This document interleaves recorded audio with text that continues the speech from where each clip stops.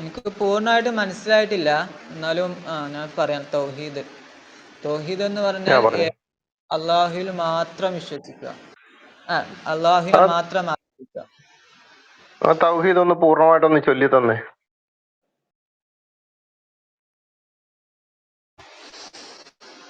അള്ളാഹു ഒരുവനാണ്, അവന് മക്കളോ സന്താനങ്ങളോ ഒന്നുമില്ല. അവന് ആരുടെയും ആശ്രയത്തിന്റെ ആവശ്യമില്ല, ആരെയും ആശ്രയിക്കുന്നില്ല. എല്ലാവരും അവനെ 112-ാമത്തെ ഇതല്ലേ നിങ്ങൾ ഈ പറയുന്നത്? ഇഖ്ലാസ് അല്ലേ ഈ പറയുന്നത്? അതെ അതെ.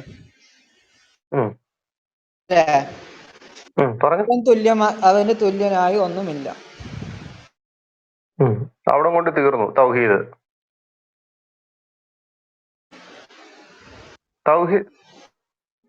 പക്ഷെ തൗഹീദ് പൂർണ്ണമാകാൻ മുഹമ്മദിനെ കൂടെ ചേർത്ത് വെക്കണമല്ലോ, ശരിയല്ലേ? എങ്ങനെ? മനസ്സിലായില്ല. ഇസ്ലാമിക പണ്ഡിതന്മാർ പറയുന്നത് തൗഹീദ് പൂർണ്ണമാകണമെങ്കിൽ മുഹമ്മദും കൂടെ ചേരണം എന്നാണ് പറയുന്നത്. അതിനോട് എന്താണ് താങ്കൾക്ക് പറയാനുള്ളത്? നിങ്ങളൊന്ന് വിശദീകരിക്കാവോ പറഞ്ഞത്? ഞാനങ്ങനെ വിശദീകരിക്കുന്ന ഇസ്ലാമിക പണ്ഡിതന്മാർ പറയുന്നത് തൗഹീദ് പൂർണ്ണമാകണമെങ്കിൽ മുഹമ്മദ് കൂടെ ചേരണം എന്നാണ് പറയുന്നത്.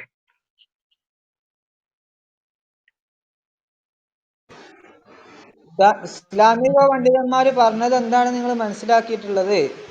അതാണ് ചോദിക്കുന്നത്. മനസ്സിലായതുകൊണ്ടാണല്ലോ ഇസ്ലാമിക പണ്ഡിതന്മാര് മനസ്സിലാക്കിയത് തൗഹീദ് പൂർണ്ണമാകണമെങ്കിൽ മുഹമ്മദിനെയും കൂടെ ചേർത്ത് വെച്ചെങ്കിൽ മാത്രമേ തൗഹീദ് പൂർണ്ണമാകൂ എന്നാണ് പറഞ്ഞപ്പോഴത്തേനും തൗഹീദ് എന്താണ്? ഏകനായ അള്ളാഹുവിന്റെ കൂട്ടത്തിൽ മനുഷ്യനായ മുഹമ്മദിനെ കൂടെ ചേർത്ത് വെച്ചെങ്കിലേ പൂർണ്ണമാകത്തുള്ളൂ എന്ന് ഞങ്ങൾക്ക് മനസ്സിലായി. ഓക്കെ. എല്ലാ പ്രവാചകന്മാരെയും അനുസരിക്കണം. ഓക്കെ, അതിലൊരു പ്രവാചകനാണ് മുഹമ്മദ് നബി. അതെങ്ങനെയാണ് സുഹൃത്തെ? എല്ലാ പ്രവാചകന്മാരെ അനുസരിച്ച് എല്ലാ കൊണ്ടുവന്നുള്ളത് ദൈവം ഏകനാണ്. ശേഷം കൊണ്ടുവന്നത്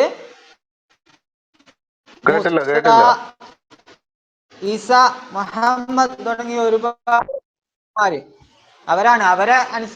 അവരിൽ നിന്നാണ് നമുക്ക് കിട്ടിയിട്ടുള്ളത്. അപ്പൊ ഇപ്പോ ജീസസിനെ നിങ്ങൾ അനുസരിക്കുന്നില്ലെങ്കിൽ ബൈബിളിനെ അനുസരിക്കുന്നു എന്നുള്ളതിന് അർത്ഥമല്ലല്ലോ, പറയാൻ പാടില്ലല്ലോ. തെറ്റല്ലേ? കോൺട്രഡിക്ഷൻ അല്ലേ? അതായത് മുഹമ്മദ് നബി അനുസരിക്കുമ്പോഴേ ഇതൊക്കെ അനുസരിച്ചു എന്നുള്ളത് വരുള്ളൂ. പക്ഷെ അനുസരണമല്ലല്ലോ ഞാൻ ചോദിച്ചത്. എന്തിനാണ് ഈ അള്ളാഹുവിനോട് മുഹമ്മദ് എന്ന പ്രവാചകനെ ചേർത്ത് വെച്ചിരിക്കുന്നത് തൗഹീദ് പൂർണ്ണമാകാൻ? അതാണ് എന്റെ ചോദ്യം. അങ്ങനെ ചേർത്ത് വെച്ചതല്ല, വിശ്വാസം വേണമെന്നാ പറഞ്ഞിട്ടുള്ളത്. ഈ തൗഹീദ് നമുക്ക് പറഞ്ഞ നാളെ നമുക്ക് വിശ്വാസം വേണം. പ്രവാചകന്മാരെ, ജീസസിന് വിശ്വാസം വേണം, എന്നാലേ ഏകദൈവത്തിൽ വിശ്വാസത്തിന് അർത്ഥമുള്ളൂ. ജീസസിന് വിശ്വാസമല്ല, ജീസസിന് വിശ്വാസം ഇല്ലെങ്കിൽ പിന്നെ എങ്ങനെയാ ഏകദൈവ വിശ്വാസം പറഞ്ഞു വന്ന ജീസസിന് വിശ്വാസം ഇല്ലെങ്കിൽ പിന്നെ എങ്ങനെ ഏകദൈവ ആ പറഞ്ഞു വന്ന വിശ്വാസത്തെ വിശ്വസിക്കുന്നു? ജീസസിന് വിശ്വാസമില്ല അല്ല, ജീസസ് പറഞ്ഞ വിശ്വാസം എന്താണെന്ന് ഞങ്ങൾക്ക് ഉറപ്പുണ്ട്. ആ ജീസസ് നിങ്ങളുടെ ഈസയായിട്ട് യാതൊരുവിധ ബന്ധവുമില്ല, അതവിടെ നിൽക്കട്ടെ. ഞാൻ ചോദിച്ചത് ഈ നിങ്ങൾ പറയുന്ന സകലത്തിന്മേൽ യുക്തിമാനും കരുണാനിധി എല്ലാമായിട്ടുള്ള അള്ളാഹുവിനോടുകൂടെ മുഹമ്മദ് എന്ന മനുഷ്യനെ ചേർത്ത് വെച്ചിട്ട് എന്തിനാണ് തൗഹീദ് പൂർണ്ണമാക്കുന്നത് എന്നുള്ളതാണ് എന്റെ ചോദ്യം.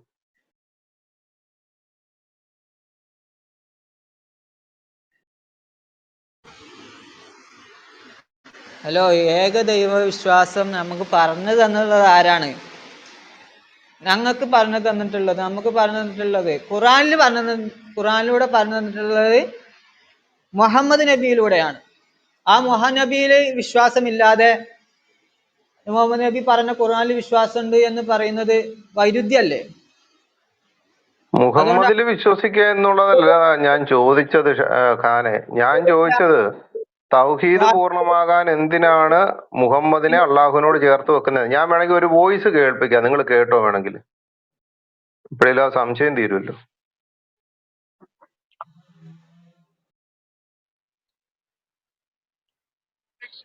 വേദക സംഘം മുഹമ്മദ് നബി സല്ലല്ലാഹു അലൈഹി വസല്ലം തങ്ങളരികിൽ വന്ന ഒരു ചരിത്രം ബുഖാരിയുടെ സഹീഹ് അടക്കമുള്ള നിരവധി ഹദീസ് ഗ്രന്ഥങ്ങളിൽ കാണാം.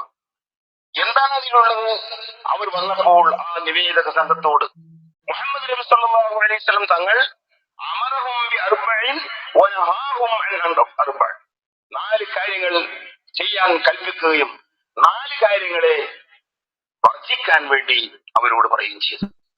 ആ പറഞ്ഞ കാര്യങ്ങളിൽ ഒന്ന്, അമറഹും അൻ യുഅ്മിനൂ ബില്ലാഹി വഹ്ദ, അല്ലാഹുവിന്റെ തൗഹീദിൽ ഉറച്ചു വിശ്വസിക്കണമെന്ന് അവരോട് കൽപ്പിച്ചു. തുടർന്ന് തന്നെ നബി തങ്ങൾ ചോദിച്ചു, എന്താണ് അള്ളാഹുവിന്റെ ഏകത്വത്തിൽ തൗഹീദിലുള്ള വിശ്വാസം എന്ന് പറഞ്ഞാൽ? അതദറൂന ബില്ലാഹി മൽ ഈമാനു ബില്ലാഹി വഹദ, അതദറൂന നിങ്ങൾ അറിയുമോ? മൽ ഈമാനു ബില്ലാഹി വഹദ, അള്ളാഹുവിന്റെ വഹദാനിയത്തിൽ വിശ്വസിക്കുക എന്ന് പറഞ്ഞാൽ അതിന്റെ അർത്ഥം എന്താ നിങ്ങൾക്ക് അറിയോ എന്ന ചോദ്യത്തിന്റെ അർത്ഥം മനസ്സിലാക്കി സ്വഹാബ. അള്ളാഹു ഒരുവനാണെന്ന ആ കേവലം അർത്ഥമല്ല അതുകൊണ്ട് ഉദ്ദേശമാക്കുന്നത്. അള്ളാഹു ഒരുവനാണെന്ന ആ കേവലം അർത്ഥമല്ല അതുകൊണ്ട് ഉദ്ദേശമാക്കുന്നത്. അങ്ങനെ ആയിരുന്നെങ്കിൽ മുഹമ്മദ് നബി സല്ലല്ലാഹു അലൈഹി വസല്ലം തങ്ങൾ അങ്ങനെ ചോദിക്കേണ്ട ആവശ്യമില്ല. ഈ അർത്ഥം ആർക്കാണ് അറിയാത്തത്? ലോകത്താരാ ഈ രണ്ടുള്ളത്? ഞാൻ ഒന്നാണ്. ഈ ഇരിക്കുന്ന ജനങ്ങൾ ഓരോരുത്തരും ഓരോരുത്തരാണ്, ആരും രണ്ടല്ല. ഈ അർത്ഥത്തിലല്ല ഏകൻ എന്ന് പറയുന്നത്. ഈ അർത്ഥം ആർക്കാണ് അറിയാത്തത്? ലോകത്താരാ ഈ രണ്ടുള്ളത്? ഞാൻ ഒന്നാണ്. ഈ ഇരിക്കുന്ന ജനങ്ങൾ ഓരോരുത്തരും ഓരോരുത്തരാണ്, ആരും രണ്ടല്ല. ഈ അർത്ഥത്തിലല്ല ഏകൻ എന്ന് പറയുന്നത്. ഈ അർത്ഥത്തിലല്ല ഏകൻ എന്ന് പറയുന്നത് എന്ന് മനസ്സിലാക്കിയ സഹാബ റസൂലുള്ളാഹി തങ്ങളുടെ ഈ ചോദ്യത്തിന് ഉത്തരം പറഞ്ഞത്, അല്ലാഹു റസൂലുഹു അഅലം, ഞങ്ങൾക്കറിയില്ല നബി. അപ്പോൾ നബി തങ്ങൾ ബയാൻ ചെയ്തു കൊടുത്തു എന്താണ് തൗഹീദ്. ആ തൗഹീദ് ബയാൻ ചെയ്തപ്പോൾ തൗഹീദിനെ കുറിക്കുന്ന 2 വചനങ്ങളാണ് കൊടുത്തു പറഞ്ഞത്. തൗഹീദിനെ കുറിക്കുന്ന 2 വചനങ്ങളാണ് കൊടുത്തു പറഞ്ഞത്. അൻതശ്ഹദ അല്ലാ ഇലാഹ ഇല്ലല്ലാഹ് വ അന്ന മുഹമ്മദർ റസൂലുള്ളാഹ്. രണ്ടും കൂടുമ്പോഴേ തൗഹീദാകുന്നുള്ളൂ. രണ്ടും കൂടുമ്പോഴേ തൗഹീദാകുന്നുള്ളൂ. കേട്ടല്ലോ, ഇത് ഞാൻ പറഞ്ഞതല്ല. ഇത് ഇന്ത്യൻ നാഷണൽ കോൺഫറൻസിന്റെ അകത്ത് എല്ലാവരും വലിയൊരു മൈതാനത്തിരിക്കുമ്പോൾ അവിടെ വെച്ച് ഒരു ഇസ്ലാമിക പണ്ഡിതൻ പറഞ്ഞതാണ്, തൗഹീദ് പൂർണ്ണമാകണമെങ്കിൽ രണ്ടും കൂടെ പൂർണ്ണമാകണമെന്ന്. ആരൊക്കെ? അള്ളാഹുവും മുഹമ്മദൂടെ. അതാണ് എന്റെ ചോദ്യം. ഇപ്പോൾ മരിച്ച് മണ്ണിനടിയിൽ ഖബറിൽ കിടന്ന് മുൻകീറിന്റെയും നക്കീറിന്റെയും ഖബർ ദണ്ഡനത്തിലായിരിക്കുന്ന മുഹമ്മദ് എന്ന മനുഷ്യനെ എന്തിന് നിങ്ങൾ വിശ്വസിക്കുന്ന ദൈവത്തിനോട് ചേർത്ത് വെച്ച് തൗഹീദ് പൂർണ്ണമാക്കി എന്നുള്ളതാണ് എന്റെ ചോദ്യം. കാരണം ഖബറിൽ ഇപ്പൊ അടിപുള്ളി മേടിച്ചുകൊണ്ടിരിക്കുകയാണ്, അത് വേറൊരു വശം. അതുകൊണ്ടാണ് ഞാൻ ചോദിക്കുന്നത്, മുഹമ്മദ് ഇപ്പൊ ഖബറിൽ കിടന്ന് അടി മേടിക്കുകയാണെന്നുള്ള കാര്യം തെളിവ് സഹിതം നേരത്തെ നമ്മൾ സമർത്ഥിക്കും. പക്ഷെ ഈ ഒരു കാര്യം, ഈ ഖബറിൽ അടി മേടിച്ചുകൊണ്ടിരിക്കുന്ന ഈ പുള്ളിയെ എങ്ങനെ ഇതിനോട് ചേർത്ത് വെച്ച് തൗഹീദ് പൂർണ്ണമാക്കി എന്നുള്ളതാണ് എന്റെ ചോദ്യം. വേണമെങ്കിൽ ഒന്നുകൂടെ ഞാൻ അതിന്റെ ലാസ്റ്റ് ഭാഗം കേൾക്കാൻ വേണമെന്ന് ആഗ്രഹമുള്ളവർക്ക് കേൾപ്പിച്ചും തരാം, ഒരു കുഴപ്പമില്ല. ഒന്ന് പറഞ്ഞേക്കാനെ. ഓക്കെ, അഷ്ഹദു അല്ലാ ഇലാഹ ഇല്ലല്ലാഹ് വ അന്ന മുഹമ്മദ് റസൂലുള്ളാഹ് എന്നുകൂടി പറയുമ്പോൾ അയാൾ തൗഹീദ് പൂർണ്ണമാകുള്ളൂ എന്നാണ് ആ ഉസ്താദ് പറഞ്ഞിട്ടുള്ളത്. അതാരാന്നും എനിക്കറിയില്ല കേട്ടോ. അപ്പോ അതന്നെ ഞാൻ പറഞ്ഞിട്ടുള്ളത്, അത് താങ്കൾ മുഹമ്മദ് നിഷേധിക്കുന്നു, നബി. അത് താങ്കൾ നിഷേധിക്കുന്നു. ഷഹാദ പറഞ്ഞു തന്നെ തെറ്റാണല്ലോ ജിഷിച്ച. നിക്ക അവിടെ നിൽക്കുക. അല്ല, ഖാനത് നിഷേധിക്കുന്നു. ആ മുസ്ലിം പണ്ഡിതൻ പറഞ്ഞത് നിഷേധിക്കുന്നുണ്ടോ? അന്ന മുഹമ്മദ് റസൂലുള്ളാഹ് എന്നുകൂടി പറഞ്ഞാലേ തൗഹീദ് പൂർണ്ണമാവുള്ളൂ എന്ന് പറയും. അത് തന്നെ ഞാൻ നേരത്തെയും പറഞ്ഞു വെച്ചത്. മുഹമ്മദ് നബി പറഞ്ഞു നമുക്ക് തൗഹീദ് നബിയാണ്. ആ നബിയിൽ വിശ്വാസം ഇല്ലെങ്കിൽ ആ പറഞ്ഞതിൽ വിശ്വാസം ഉണ്ടെന്നുള്ളതിൽ അർത്ഥമല്ല. അതുകൊണ്ട് ആ നബിയിൽ വിശ്വാസം ഉണ്ടാകുമ്പോഴേ ആ തൗഹീദിൽ വിശ്വാസം ഉണ്ട് എന്ന് പറഞ്ഞു. ഞാൻ ചോദിച്ചത് താങ്കൾ അത് പറഞ്ഞിട്ടില്ല. ഞാൻ വേണേ റീപ്ലൈ കേൾപ്പിക്കാം. വിശ്വസിക്കണമെന്നേ പറയുന്നുള്ളൂ. അല്ലാതെ ഇതേപോലെ ഈ ഉസ്താദ് പറഞ്ഞ പോലെ ചേർത്ത് വെക്കണമെന്ന് താങ്കൾ പറഞ്ഞോ? കാരണം ഇത് രണ്ടും കൂടെ ഒന്നായെങ്കിലേ തൗഹീദ് പൂർണ്ണമാകത്തുള്ളൂ എന്ന് പറയാം. വിശ്വാസം വേറെ, ഒന്നിച്ചു വെക്കുക എന്ന് പറയുന്നത് വേറെ. അതെന്താണ് താങ്കൾക്ക് അതുപോലും അറിയത്തില്ലേ? അഷ്ഹദു എന്ന് പറഞ്ഞാൽ എന്താ അർത്ഥം? ഞാൻ സാക്ഷ്യം വഹിക്കുന്നു. ആ സാക്ഷ്യം വഹിക്കലുണ്ടായാലേ പൂർണ്ണമാകുള്ളൂ. നബി തങ്ങളെ അംഗീകരിക്കുക എന്നർത്ഥം. അത് തന്നെ ഞാൻ ചോദിച്ചത്. എന്തിനാണ് തൗഹീദ് അള്ളാഹുവിനെ നേരെ നിർത്താൻ വേണ്ടി ഇപ്പോൾ മരിച്ച് മണ്ണിനടി കിടന്ന മുഹമ്മദിനെ എന്തിനാണ് ചേർത്ത് വെക്കുന്നതെന്നാണ് എന്റെ ചോദ്യം. അള്ളാഹുവിന് നേരെ നിൽക്കാൻ പറ്റത്തില്ലേ? അതായത് നബി തങ്ങള് അള്ളാഹിൽ നിന്നുള്ള ദൂതനാണ്. അതുകൊണ്ട് ആ ദൂതൻ കൊണ്ടുവന്നതാണ് തൗഹീദ് എന്നുള്ള വിശ്വാസം. ആ പറഞ്ഞ ആൾ സത്യമാണെന്നുള്ള വിശ്വാസം ഇല്ലെങ്കിൽ ആ പറഞ്ഞത് സത്യമാണെന്നുള്ള വൈരുദ്ധ്യല്ലേ? അതുകൊണ്ട് ഞാൻ അതുകൂടി ചോദിക്കുന്നത് ഉണ്ടായാലേ തൗഹീദ് എന്തിനാണ് പൂർണ്ണമാവുള്ളൂ എന്ന്. തൗഹീദ് പൂർണ്ണമാകാൻ മുഹമ്മദിനെ ചേർത്ത് വെക്കുന്നതാണ്. കാരണം ഇവിടെ ഈ ഉസ്താദ് തന്നെ പറഞ്ഞിരിക്കുന്നത് എന്താണ്? തൗഹീദ് പൂർണ്ണമാകാൻ വേണ്ടി എന്ത് ചെയ്യണമെന്നാണ് പറഞ്ഞിരിക്കുന്നത്. ദേ കേട്ടോ. ഇത് കൊടുത്തു. എന്താണ് തൗഹീദ്? ആ തൗഹീദ് ബയാൻ ചെയ്തപ്പോൾ തൗഹീദിനെ കുറിക്കുന്ന രണ്ട് വചനങ്ങളാണ് കൊടുത്തു പറഞ്ഞത്. തൗഹീദിനെ കുറിക്കുന്ന രണ്ട് വചനങ്ങളാണ് കൊടുത്തു പറഞ്ഞത്. അന്തശ്ഹദ അല്ലാ ഇലാഹ ഇല്ലല്ലാഹ് വ അന്ന മുഹമ്മദർ റസൂലുള്ളാഹ്. രണ്ടും കൂടുമ്പോഴേ തൗഹീദ് ആകുന്നുള്ളൂ. രണ്ടും കേട്ടല്ല, രണ്ടും കൂടുമ്പോഴേ തൗഹീദാത്തുള്ളൂ. അല്ല രണ്ടുകൂടെ ഇതേപോലെ വിശ്വസിക്കണത് രണ്ടുകൂടെ കൂടുമ്പോഴാണ്. എന്തൊക്കെയുള്ള ഒരു കാര്യം ചെയ്യും. കൊടുത്തോടം ഭാഷ വന്നിട്ടുണ്ടോ? ഭാഷ എന്ന് പറഞ്ഞേ, ഈ കേട്ട തൗഹീദുമായിട്ട് ബന്ധപ്പെട്ട് എന്താണ് ഭാഷ പറയാനുള്ളത്? ഒരു മിനിറ്റ് താനെ. പറയാം. ഞാനിത് ഹാരിസ് മദനിയായിട്ടുള്ളൊരു ചർച്ചയിൽ ഞാനും നമ്മുടെ സിജോയും ഉണ്ട്, അപ്പുറത്ത് മുഹമ്മദ് ഈസയും ഹാരിസ് മദനിയുണ്ട്. അവിടെ പ്രധാനമായി ഉന്നയിക്കാൻ ശ്രദ്ധിച്ച വിഷയം, ഇസ്ലാമിൽ ഏകസത്യ ദൈവം എന്നൊരു വാദമില്ല. ഏകസത്യ ദൈവവാദം ക്രിസ്ത്യാനിറ്റിയിലോ ഇസ്ലാമിലോ എന്നുള്ളൊരു ഒരു പഠനമായിരുന്നു വന്നത്, അല്ലെങ്കിൽ ബൈബിളിലോ ഖുറാനിലോ ഇതായിരുന്നു വന്നത് ആ വിഷയം. അപ്പൊ ഇവരതിൽ ഫോക്കസ് ചെയ്യാൻ ശ്രമിച്ചത് ട്രിനിറ്റിയിലാണ് പതിവ് പോലെ. പക്ഷെ ട്രിനിറ്റി ഒരു ഇസ്ലാമിക ഭൂമികയിൽ നിന്ന് ഒരിക്കലും ക്രൈസ്തവരോട് സംസാരിച്ച് അവർക്ക് വിൻ ചെയ്യാൻ പറ്റില്ല. കാരണം ട്രിനിറ്റിയെ പറ്റി അള്ളാഹുവിന് അറിയില്ല എന്നൊരു യാഥാർത്ഥ്യം കിടപ്പുണ്ട്. അല്ലെങ്കിൽ എന്തായിരുന്നു അള്ളാഹുവിന് അറിയാം എന്നത് ലോജിക്കലി ശരിയല്ല, അത് ട്രിനിറ്റി അല്ലെന്നും നമുക്കറിയാം. ട്രിനിറ്റിയെ പറ്റി മുഹമ്മദിനും അറിയില്ല. മുന്ന എന്ന് നിങ്ങൾ പറയരുത് എന്ന് പറഞ്ഞിട്ട് ഈസയ്ക്ക് പുറമെ അള്ളാഹുവിനെയും മറിയത്തെയും ചേർത്തുള്ള ആരാധനയ്ക്കാണ് അള്ളാഹു തെറ്റിദ്ധരിച്ചത് ഇത് മുന്നയാണ്, അഥവാ തൃത്വമാണെന്ന്. അങ്ങനെ ഒരു തൃത്വം ക്രൈസ്തവർക്കിടയിൽ എവിടെയും ഇല്ല. അപ്പൊ അതുകൊണ്ട് ആ ചോദ്യം ആ തുടക്കത്തിൽ തന്നെ പാളി. രണ്ടാമത് നമ്മുടെ ഊഴം വരുമ്പോ നമ്മൾ ചോദിച്ചത് എന്താണ്? ശരിക്കും ഖുറാനിൽ പറയുന്ന തൗഹീദ് എന്താണ്? ആ തൗഹീദ് മുഹമ്മദിന്റെ പേര് ഒഴിവാക്കുന്ന ഒരാൾ ഒഴിവാക്കിയിട്ട് അദ്ദേഹം അള്ളാഹ് ഏകനാകുന്നു എന്ന് പറഞ്ഞാൽ തൗഹീദ് ആകുമോ എന്ന് ചോദിച്ചാൽ ഇല്ല എന്ന് തന്നെയാണ് പറയുന്നത്. ഇനിയും വേറെ ചില കാര്യങ്ങൾ കൂടി ഇതിന് അനുഗുണമായിട്ട് വരുന്നുണ്ട്. അതായത് ഈ മുഹമ്മദ് അള്ളാഹുവിനോളം ഒരു വലിപ്പം വെച്ച് വരുന്ന ചില ഘട്ടങ്ങൾ നമുക്ക് അതിനകത്ത് കാണാനായിട്ട് പറ്റുന്നുണ്ട്.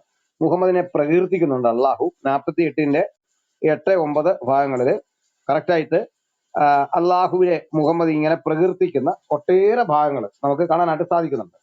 തൗഹീദ് മുഹമ്മദ് ചേർന്ന് പറയണം 48:9-10, 33-56, 48-10, 13, 47-43 ഈ ഭാഗങ്ങളിലെല്ലാം കൃത്യം തന്നെ മുഹമ്മദിന് കൂടി ഒരു പ്രാതിനിധ്യം ലഭിക്കത്തക്ക വിധത്തിലാണ് ഈ കാര്യങ്ങൾ സംസാരിക്കുന്നത്. അപ്പൊ അവിടെ ഒരിക്കലും നമുക്ക് മുഹമ്മദ് എന്ന് പറയുന്ന ആളിനെ ഒഴിവാക്കിക്കൊണ്ടൊരു തൗഹീദ് ഉണ്ട് എന്ന് അവർക്ക് അന്ന് പറയാനായിട്ട് സാധിച്ചില്ല. ഒരു വിധത്തിലും അത് സ്ഥാപിക്കാനായിട്ട് അവർക്ക് കഴിയുന്ന കാര്യവുമല്ല. അപ്പൊ തൗഹീദ് എന്ന് പറയുന്നത് മുഹമ്മദിനോട് കൂടെ ചേർന്നാണ്. ഇനി 33-ാം അധ്യായത്തിൽ നമുക്ക് കാണാൻ പറ്റുന്ന ഒരു കാര്യം, അവിടെ അള്ളാഹുവും അവന്റെ റസൂലും ഒരു കാര്യം തീരുമാനിച്ചു കഴിഞ്ഞാൽ എന്നൊരു പ്രയോഗം കാണുന്നു. അപ്പൊ ദൈവത്തോടു കൂടെ ഒരു കാര്യം തീരുമാനിക്കുന്ന മനുഷ്യനെ കുറിച്ച് എന്താ പറയേണ്ടത്? അള്ളാഹുവും അവന്റെ റസൂലും. അല്ലെങ്കിൽ അള്ളാഹ് ഒരു കാര്യം തീരുമാനിച്ചിട്ട് റസൂലിനെ വരമേൽപ്പിച്ചാലാണെങ്കിൽ നമുക്ക് അത് ഏതാണ്ടൊക്കെ മനസ്സിലാക്കാം. പക്ഷെങ്കിൽ അവിടെ കാണുന്ന അങ്ങനെയല്ല. അള്ളാഹുവും അവന്റെ റസൂലും ഒരു കാര്യം തീരുമാനിച്ചു കഴിഞ്ഞാൽ സത്യവിശ്വാസികളായ ഒരു സ്ത്രീയോ പുരുഷനോ അതിൽ നിന്ന് മാറാൻ കഴിയില്ല എന്ന് തന്നെ എഴുതിയിരിക്കുന്നു. അപ്പോൾ തൗഹീദ് എന്ന് പറയുന്ന ഒന്ന് ഇസ്ലാമിൽ ഉണ്ടാകണമെങ്കിൽ മുഹമ്മദിന്റെ പേര് വന്നിരിക്കണം. ഇനി അതുകൊണ്ടാണ് ഇന്ന് മുസ്ലിങ്ങൾ അത് പാലിക്കുന്നുണ്ട്. കാരണം മുസ്ലിങ്ങളുടെ ജീവിതത്തിൽ ഒന്നാം സ്ഥാനം എക്കാലഘട്ടത്തിലെടുത്താലും മുഹമ്മദിന് തന്നെയാണ്. മുഹമ്മദിന് കഴിഞ്ഞ് വളരെ ചെറിയൊരു സ്ഥാനമേ അള്ളാഹുവിനുള്ളൂ. അതിന്റെ കാരണം എന്താ? അതുകൊണ്ടാണ് പാകിസ്ഥാനിൽ നിങ്ങൾ അള്ളാഹുവിനെ വിമർശിച്ചാൽ നിങ്ങൾക്ക് 10 വർഷം തടവും, മുഹമ്മദിനെ വിമർശിച്ചാൽ തല കൊയ്ത് കളയും, അന്നേരം വെട്ടുകയാണ്, പിന്നത്തേന് മാറ്റമൊന്നുമില്ല. ഇന്ന് നമ്മൾ ഇപ്പുറത്തൊരു റൂം ഇട്ട് അള്ളാഹുവിന്റെ ചില ചെയ്തികളെ വിമർശിച്ചാൽ ഒരു മുസ്ലിമും ഒന്നും പറയില്ല. അള്ളാഹു പരമകാരുണ്യവാൻ, ക്ഷമിക്കട്ടെ എന്ന് പറഞ്ഞ് പോത്തേ ഉള്ളൂ. മുഹമ്മദിനെയാണ് പരാമർശിക്കുന്നതെങ്കിൽ മദനി പറയുന്നതോടെ നമ്മുടെ തല പന്ത് പോലെ ഉരുട്ടാൻ ഒരു മടി അവർക്ക് കാണത്തില്ല. അപ്പൊ മുസ്ലിമിന്റെ തൗഹീദ് എന്ന് പറയുന്നത് അത് മുഹമ്മദ് തന്നെയാണ്. അതിലെ ദൈവം മുഹമ്മദ് തന്നെയാണ്. ഒന്നാം സ്ഥാനി മുഹമ്മദ് തന്നെയാണ്. വീണ്ടും ഞാൻ അതിനകത്ത് ഒത്തിരി വാക്യങ്ങൾ ചർച്ച പുരോഗമിക്കുന്ന വേളയിൽ എടുത്തു കാണിക്കാം. മറ്റൊന്നുകൂടി വളരെ അഫ്സൽ മറുപടി പറയേണ്ട ഒരു കാര്യമുണ്ട്. നമ്മളുടെ ബഹുമാനായ മുജാഹിദ് ബാലുശ്ശേരി ഞങ്ങളുമായുള്ള ഒരു ചർച്ചയിൽ പറയുന്നുണ്ട്, ഈ ജെയിനിന്റെ പുത്രിയെ മുഹമ്മദ് തോളിൽ കൈ വെച്ചിട്ട് തൗഹീദ് പഠിപ്പിക്കുകയായിരുന്നു എന്നൊരു ഭാഗം അദ്ദേഹം പ്രസംഗിക്കുന്നുണ്ട്. അപ്പൊ എന്തായിരുന്നു അവർ പഠിപ്പിച്ച തൗഹീദ്? അത് എന്താണ് സംഭവം? ഇനി താങ്കൾ പറഞ്ഞൊരു കാര്യമുണ്ട്, അതായത് ഈ അള്ളാഹുവിനെ പറ്റി പറഞ്ഞ പ്രവാചകനെ അംഗീകരിക്കണം എങ്കിലേ തൗഹീദ് പൂർണ്ണമാവൂ എന്ന് പറയുകയാണ്. ഹലോ, അതെന്തിനാണ് തൗഹീദ് അംഗീകരിക്കണമെങ്കിൽ? ഇപ്പൊ പോസ്റ്റ്മാൻ കത്ത് കൊണ്ടു തന്നു, അത് പോസ്റ്റ്മാനാ തന്നതെന്ന് സമ്മതിച്ചില്ലേലും കത്തല്ലേ, മെസ്സേജ് അല്ലേ? പോസ്റ്റ്മാൻ എന്താ അവിടെ പ്രസക്തി? നിങ്ങൾ തന്നെ ഇടയ്ക്കിടയ്ക്ക് പറയുന്നുണ്ട് വെറും ഒരു താക്കീതുകാരൻ, ഇൻ അന്ത ഇല്ല നദീർ. അപ്പൊ അത് കൃത്യം പറയുന്നുണ്ട് 38-70. ഞാനൊരു താക്കീതുകാരൻ മാത്രമാണ്. 38-65, 28-46, 34-44, 14-2 എത്ര എടുത്ത് കിടപ്പുണ്ട് താക്കീതുകാരൻ മാത്രമാണെന്ന്. അപ്പൊ താക്കീതുകാരനെ അംഗീകരിക്കാതെ രക്ഷയില്ല എന്ന് പറയുന്ന ഒരു മാർഗം അങ്ങനെ ഒക്കും. പിന്നെയും പറഞ്ഞു പ്രവാചകന്മാരെ എല്ലാം അംഗീകരിക്കണം. എന്നാൽ ഈ പ്രവാചകന്മാർ ആരൊക്കെയാണെന്ന് അള്ളാഹുവിന് പോലും നിശ്ചയമില്ല, മുഹമ്മദിന് നിശ്ചയമില്ല, മുസ്ലിങ്ങൾക്ക് നിശ്ചയമില്ല. ആരൊക്കെയാണ് പ്രവാചകൻ, ആരൊക്കെയാണ് പ്രവാചകൻ അല്ലാത്തത്, ഏതെല്ലാം സമുദായത്തിലേക്ക് വിട്ടു, എവിടൊക്കെ അയച്ചു, ഇതൊന്നും ഒരു പിടിയില്ല. അപ്പൊ ഇവരെ കൂടെ പേര് ചേർത്ത് പറയണ്ടേ? അപ്പൊ ഈ അവരിൽ നിന്ന് വ്യത്യസ്തമായിട്ട് മുഹമ്മദിന് മാത്രമുള്ള പ്രത്യേകത എന്താണ്? മുഹമ്മദിന്റെ പേര് പറഞ്ഞെങ്കിലേ തൗഹീദ് പൂർണ്ണമാകൂ എന്ന് വരുന്ന ഇടത്ത് അത് തൗഹീദ് അല്ലാതാകുന്നു. ഏകദൈവവാദം അവിടെ തന്നെ തകർന്നു പോകുന്നു എന്നതാണ് വസ്തുത. Thank you.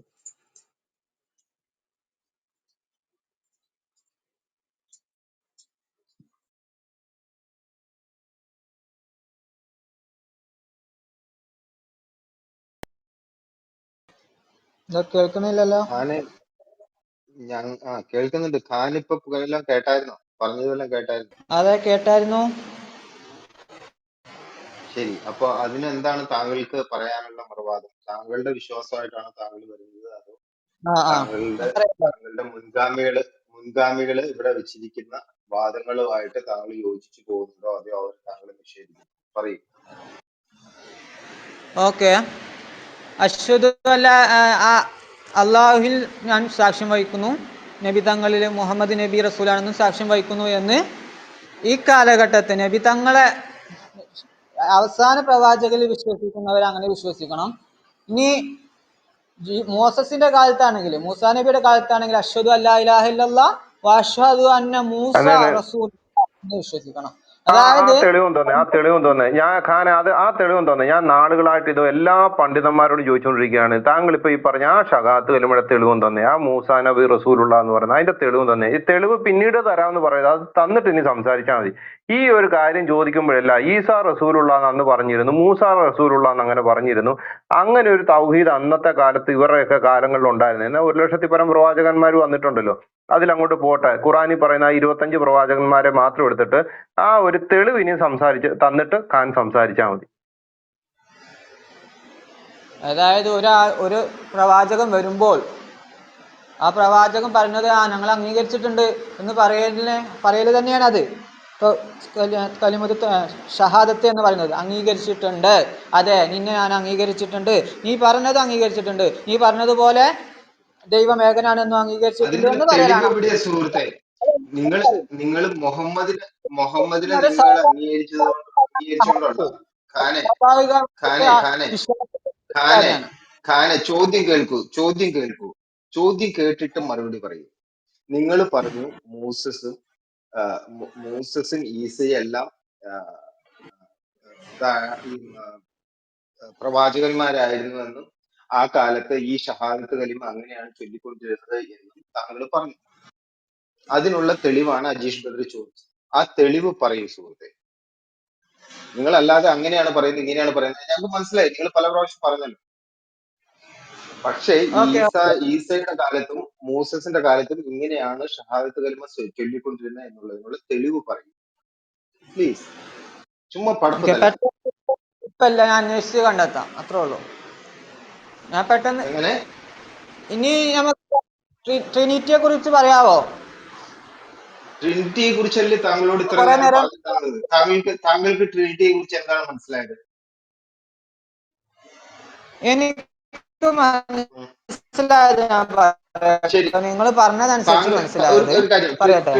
ട്രിനിറ്റിയെ കുറിച്ച് അല്ലല്ല, ഒരു സെക്കൻഡ്. ഓക്കെ. ട്രിനിറ്റിയെ കുറിച്ച് പറയുന്നതിന് മുമ്പ് താങ്കൾക്ക് ദൈവത്തെ കുറിച്ച് നിങ്ങൾ താങ്കൾ കേൾക്കൂ കേട്ടിട്ട് കേൾക്കൂ കേൾക്കൂ ഇപ്പൊ കേൾക്കൂ കേൾക്കൂ താങ്കൾക്ക് പറയും. ദൈവത്തെ കുറിച്ച് എന്താണ് അറിയാവുന്നത്? ദൈവം എങ്ങനെയുള്ള ആളാണ്? ദൈവത്തിന് വ്യക്തിത്വം വേണോ? പേഴ്സണാലിറ്റി വേണോ ദൈവം ദൈവത്തിന്? സർവശക്തൻ, ദൈവത്തിന് സർവജ്ഞാനി. പേഴ്സണാലിറ്റി വേണോ? നേരത്തെ ദൈവത്തിന് 112 പേഴ്സണാലിറ്റി അതെ. എങ്ങനെ എങ്ങനെ 112 സൂറത്തിൽ പറഞ്ഞതുപോലെ കുലു അല്ലാഹു അഹദ്. സർവ നിങ്ങൾ നേരത്തെ അല്ല, ദൈവം സർവശക്തനാണ്. അതായത് ദൈവത്തിന് മനുഷ്യനായിട്ട് വരാൻ കഴിയണം, അല്ലെങ്കിൽ അയാൾ ദൈവമല്ല. ദൈവം സർവശക്തനാണ്, ശരിയല്ലേ? താനേ ദൈവം കേൾക്കുന്നുണ്ടോ? സർവശക്തൻ. ദൈവം സർവശക്തനാണ്. അപ്പൊ ദൈവത്തിന് മനുഷ്യനായിട്ട് ഭൂമിയിൽ പ്രത്യക്ഷപ്പെടാൻ കഴിയണം, ഭൂമിയിൽ മാനിഫെസ്റ്റ് മനുഷ്യനായിട്ടും ചെയ്യാൻ കഴിയണം. മനുഷ്യനായിട്ടും ഏഹ് കഴിയും, പോത്തായിട്ടും കഴിയും, കുരുവിയായിട്ടും കഴിയും, കിളിയായിട്ടും കഴിയും എന്നൊക്കെ പറയേണ്ടി വരും അല്ലേ? എന്നൊക്കെ പറയേണ്ടി വരുമെന്നല്ല, കഴിയുമോ എന്നുള്ളതാണ് എന്റെ ചോദ്യം. നിങ്ങളാണ് ഇതിന് മറുപടി പറയുന്നത്. നിങ്ങൾ മറുപടി പറയുന്നില്ലല്ലോ, നിങ്ങൾ പടപ്പ് തല്ലുവാണ്. ദൈവത്തിന് എന്ത് സർവശക്തൻ എന്ന് പറയുമ്പോൾ എന്താവാൻ കഴിയും? നിങ്ങൾ പറയൂ, മനുഷ്യനായിട്ട് വരാൻ പറ്റുമോ? മനുഷ്യന്റെ രൂപത്തില് ഇവിടെ മാനിഫെസ്റ്റ് ചെയ്യാനായിട്ട് ദൈവത്തിന് കഴിയുമോ? സംശയം ഏതാണ്? മനുഷ്യനായിട്ട് വരുമ്പോൾ കുറെ കുറവുകൾ വരും ദൈവത്തിന്. അധികം ബുദ്ധി കുറയും, അതായത് ചിന്തിക്കാൻ നിങ്ങൾ പറയുന്ന ദൈവം മനുഷ്യനായിട്ട് വന്നു കഴിഞ്ഞാൽ ആവില്ല. പ്രശ്നങ്ങൾ പൂർണ്ണമായിട്ടും ഉണ്ടാകും. മനുഷ്യ രൂപത്തിൽ ഖാൻ പറയുന്ന ദൈവം മനുഷ്യനായിട്ട് വരുമ്പോ പൂർണ്ണമായിട്ടും ഒരു മനുഷ്യനിലേക്ക്, അതായത് അള്ളാഹു മുഹമ്മദിലേക്ക് ഒതുങ്ങുന്നത് പോലെ ഒരു മനുഷ്യനിലേക്ക് പൂർണ്ണമായിട്ട് ഒതുങ്ങിയിട്ട് ഭൂമിയിലേക്ക് വരാൻ പറ്റുള്ളൂ. അല്ലാതെ ഈ സർവ്വ പ്രപഞ്ചവും നിറഞ്ഞിരിക്കുന്ന സർവശക്തന് മനുഷ്യന് കാണേണ്ട രൂപത്തില് ഈ ഭൂമിയിലേക്ക് ഇത് മാനിഫെസ്റ്റ് ചെയ്തു കഴിഞ്ഞാൽ അവൻ ആ മനുഷ്യനിലേക്ക് ചുരുങ്ങി എന്നാണോ താങ്കൾ ഉദ്ദേശിക്കുന്നത്? അതെ അതെ, മനുഷ്യനിലേക്ക് ചുരുങ്ങുകയാണല്ലോ. പിന്നെ അതായത് അതായത് അതായത് നിങ്ങൾ പറയുന്ന ദൈവത്തിന് മനുഷ്യനോളമേ വലിപ്പമുള്ളൂ, മനുഷ്യനിലും മേലെ വലിപ്പമില്ല നിങ്ങൾ പറയുന്ന ദൈവത്തിന്. അതായത് ഒരു മനുഷ്യന് ഇല്ലല്ല, ചെയ്യാൻ കഴിയുന്ന കാര്യങ്ങൾ മാത്രമേ നിങ്ങൾ പറയുന്ന ദൈവത്തിന് ചെയ്യാൻ കഴിയൂ. ഒരു ദൈവം മനുഷ്യനായി കഴിഞ്ഞാൽ പിന്നെ അവനക്ക് ലോകം നിയന്ത്രിക്കാൻ കഴിയുമോ? ഇല്ലല്ലോ, മനുഷ്യന് ലോകം നിയന്ത്രിക്കാൻ കഴിയില്ലല്ലോ. മനുഷ്യന് കടൽ അതെന്തുകൊണ്ടാണ് ഇല്ലാത്തത്? ആ അതെന്തുകൊണ്ടാണ് ദൈവം മനുഷ്യനായിട്ട് ഭൂമിയിൽ പ്രത്യക്ഷനായാൽ പിന്നെ അവന് ലോകത്തെ നിയന്ത്രിക്കാൻ കഴിയാത്ത എന്തുകൊണ്ടാണ്? മനുഷ്യന് അവൻ കഴിവില്ല. മനുഷ്യനായി, അവൻ മനുഷ്യന് ശരി മനുഷ്യന് ഞാൻ ഒരു ചോദ്യം, പ്രിയപ്പെട്ട കാരണവരോട് ചോദ്യം. തൊടാൻ കഴിയുമോ? അച്ഛനെ ഒരു കഴിയോ? കാര്യം ഞാൻ ചോദിച്ചു. അച്ഛനെ ഒരു കാര്യം, അതായത് ഈ സർവശക്തനായ സർവജ്ഞാനിയായ ഇൻഫാലിബിലിറ്റി ഉള്ള ഒരു ദൈവത്തിന്റെ സത്തയോ ഗുണഗണങ്ങളോ ഒന്നും നഷ്ടപ്പെടാതെ, ദൈവത്തിന്റെ സത്ത എന്ന് ഞാൻ പറഞ്ഞ മനസ്സിലായല്ലോ. അപ്പോ നിങ്ങൾ പറയുന്ന അതേ കാര്യം, സത്തയിൽ ഒന്നും ഒരു തരത്തിലും മാറ്റം വരാതെ ആ സത്ത അവിടെ നിലനിർത്തുക. കുൽഹു അല്ലാഹു അഹദ്. സത്തയിലും ഗുണങ്ങളിലും പ്രവർത്തനങ്ങളിലും ഏകനാകുമ്പോൾ തന്നെ ആ സത്തയ്ക്ക് ഒരു കോട്ടവും വരാതെ മനുഷ്യനാകാൻ പറ്റുമോ? അപ്പൊ സത്ത നഷ്ടപ്പെടുമോ? സത്ത നഷ്ടപ്പെടുത്താതെ ദൈവത്തിന് മനുഷ്യനോ അമീബയോ നിങ്ങൾ പറഞ്ഞ പോലെ കന്നുകാലിയോ പോത്തോ ആകാൻ സാധിക്കുമോ? സത്ത നഷ്ടപ്പെടാൻ പാടില്ലതാനും.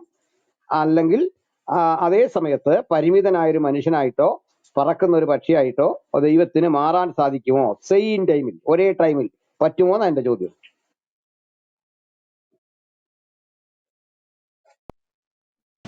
ഇല്ല. കാരണം ദൈവം ഒരു മനുഷ്യനായി മാറിയാല് ഇപ്പോ ആ മനുഷ്യന് പറക്കാൻ കഴിയോ? ഇല്ല. സർവശക്തന് എല്ലാം കഴിയും, ആ മനുഷ്യന് പറക്കാൻ കഴിയില്ല. ആ മനുഷ്യന് ഭക്ഷിച്ചാല് വിസർജിക്കേണ്ടി വരും, ഉറക്കം, ക്ഷീണം വരും. ഇതൊക്കെ ഒരു ദൈവത്തിന്മേൽ ആരോപിക്കുന്ന ക്ഷീണമുള്ള, വിസർജിക്കുന്ന, പറക്കാൻ കഴിയാത്തൊക്കെ ദൈവം എന്ന് പറയുന്നത് തന്നെ ഒരു വിഡ്ഢിത്തല്ലേ? അതുകൊണ്ട് മനുഷ്യനാകാൻ പാടില്ല, കഴിയില്ല. എന്റെ ചോദ്യത്തിന്റെ ഉത്തരം അതല്ല. വിഡ്ഢിത്തമൊക്കെ അവിടെ നിൽക്കട്ടെ. വിഡ്ഢിത്തം എത്രയോ മനുഷ്യർ പറയുന്നു, കാണിക്കുന്നു. അള്ളാഹുവിന് പോലും വിഡ്ഢിത്തം പറ്റിയിട്ടില്ലേ? ഞാൻ വേണേ അള്ളാഹുവിന്റെ വിഡ്ഢിത്തം വേണേ എടുത്ത് കാണിച്ചു തരാം, പോട്ടെ. അപ്പോ മറിച്ച് അതവിടെ നിൽക്കട്ടെ.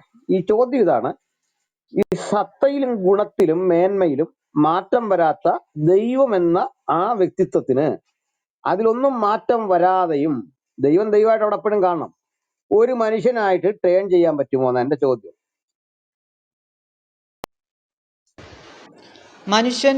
ദൈവത്തിന്റെ സത്തയും മനുഷ്യന്റെ സത്തയും ഗുണങ്ങളും വ്യത്യാസമല്ലേ?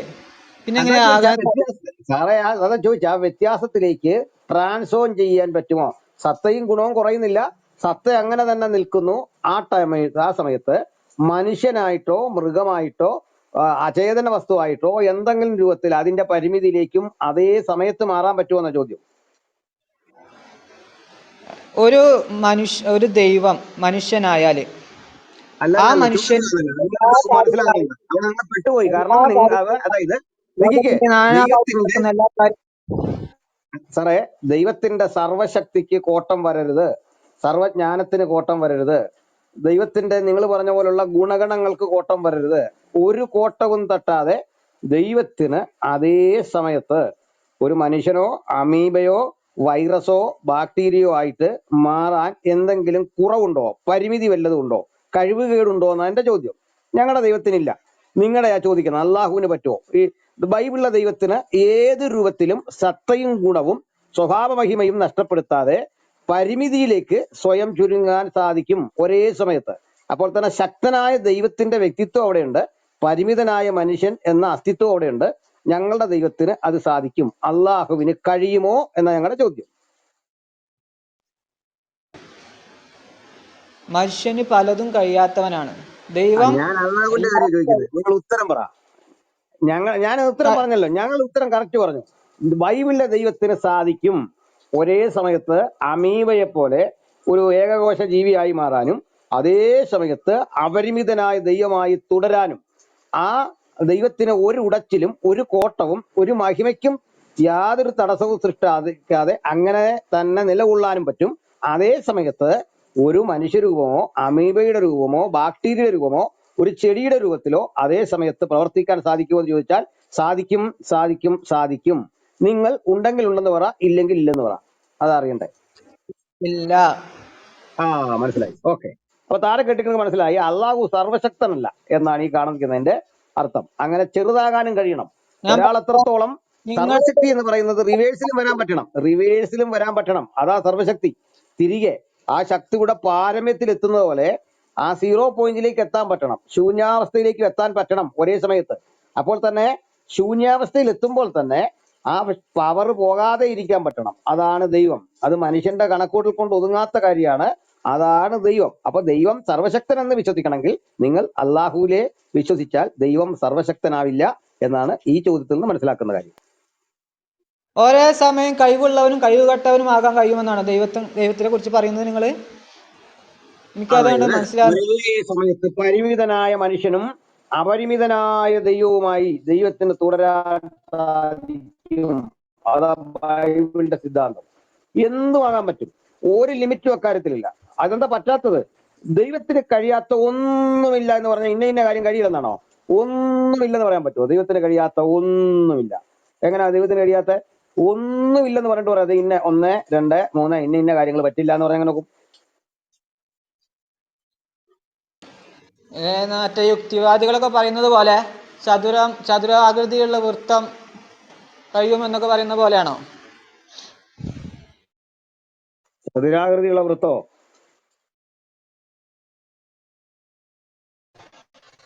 ചതുരാകൃതിയിലുള്ള വൃത്തം ദൈവത്തിന് ഉണ്ടാക്കാൻ കഴിയുമോ എന്നൊക്കെ യുക്തിവാദികൾ ചോദിക്കാറുണ്ട്. അതുപോലെയാണോ? അതെ, അതെ, അതും ദൈവത്തിന് കഴിയുമെന്നാണ് നിങ്ങൾ പറയുന്നത്. ഒരു ലോജിക്ക് ഇല്ലാത്ത വാദത്തെ കഴിയുമെന്ന് പറയാം. പറയാം. ചതുരാകൃതിയുള്ള വൃത്തം ദൈവത്തിന് ഉണ്ടാക്കാൻ പറ്റുമോ എന്ന ചോദ്യത്തിന്റെ പരിമിതി പറഞ്ഞുതരാം. ശശി തരൂരിനോടൊരു ഹിന്ദി പത്രപ്രവർത്തകൻ TV ചോദിക്കുന്ന ഒരു ചോദ്യമുണ്ട്. ആ ചോദ്യം, തരൂർ നിങ്ങൾ ഭയങ്കര ഇംഗ്ലീഷാണ്, സ്റ്റാൻഡേർഡ് ഇംഗ്ലീഷാണ്, പക്ഷെ നിങ്ങൾക്ക് മാതൃഭാഷയിൽ സംസാരിക്കാൻ അറിയത്തില്ല. അതെന്താ താങ്കൾ മാതൃഭാഷയിൽ സംസാരിക്കാതെ? അപ്പൊ ശശി തരൂർ അദ്ദേഹത്തിന് വളരെ മാന്യമാരും മലയാളത്തിൽ ചോദിക്കുക, ഞാൻ എന്റെ മാതൃഭാഷ പറഞ്ഞാൽ എനിക്ക് മനസ്സിലാകൂടാ വച്ചേ എന്ന് ചോദിച്ചിട്ട് ബാക്കി ഇംഗ്ലീഷിൽ പറയുക. മനസ്സിലായില്ലേ? അപ്പൊ ചതുരാകൃതിയിലുള്ള വൃത്തം കണ്ടാൽ നിങ്ങൾക്ക് മനസ്സിലാകുമെന്ന് ആദ്യം യുക്തിവാദി പറയണ്ട. ചതുരാകൃതിയിൽ ഒരു വൃത്തം ഉണ്ടാക്കിയാൽ അത് മനസ്സിലാകുമെന്ന് അവൻ ആദ്യം പറയണ്ട, അല്ലേ പൊട്ടത്തെറ്റാന്ന് പറയേണ്ടി വരികയല്ലേ?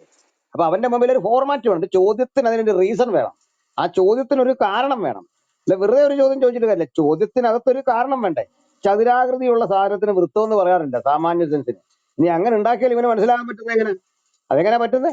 അപ്പൊ ആകൃതിയിൽ പോലും ഒരു സങ്കല്പമാണ്, വാസ്തവം പറഞ്ഞാൽ അത് സങ്കല്പമാണ്. അതാ ചിലതരം കുളങ്ങൾ മനുഷ്യരുണ്ടാക്കും, ദൂരെ നിന്ന് നോക്കിയാൽ വൃത്തം പോലെ തോന്നും, അടുത്ത് ചെന്നാൽ ചതുരം പോലെ തോന്നും. അത് നിർമ്മാണ വൈഭവമാണ്, മനസ്സിലായി? ദീർഘചതുരം പോലെ തൊട്ടടുത്ത് ചെല്ലുമ്പോൾ തോന്നും. ഇങ്ങനെയൊക്കെ ഭാരതീയ കലകളിൽ ഒത്തിരി കാര്യങ്ങൾ കിടപ്പുണ്ട്.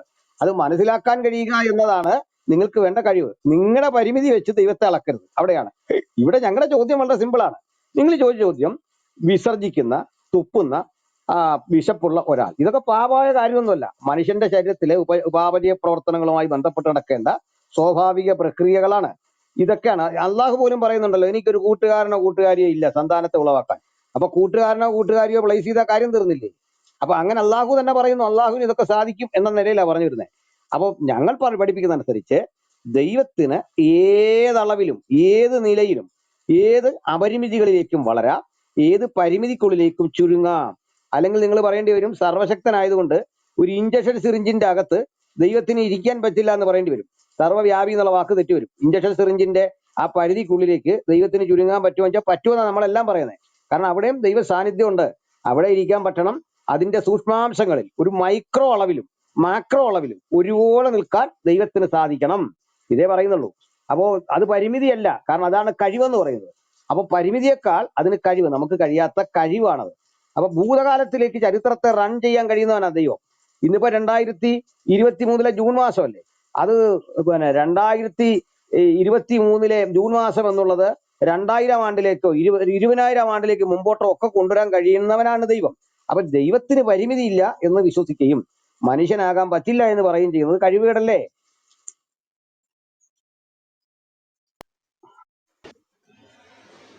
എല്ലാം കാണുന്ന ഒരാളെ മനുഷ്യനെന്ന് പറയാൻ കഴിയുമോ? എല്ലാം, ലോകത്തിലുള്ള എല്ലാം കാണുന്ന ഒരാൾ. കാരണം കണ്ണിന് കാഴ്ചപരിധി ഉണ്ട്, നമുക്കറിയാം. കാഴ്ചപരിധിയുള്ള കണ്ണുള്ള ആളെയാണ് മനുഷ്യൻ എന്ന് പറയാം. അതിനപ്പുറത്തുള്ളൊരു മനുഷ്യൻ വന്നിട്ടില്ല.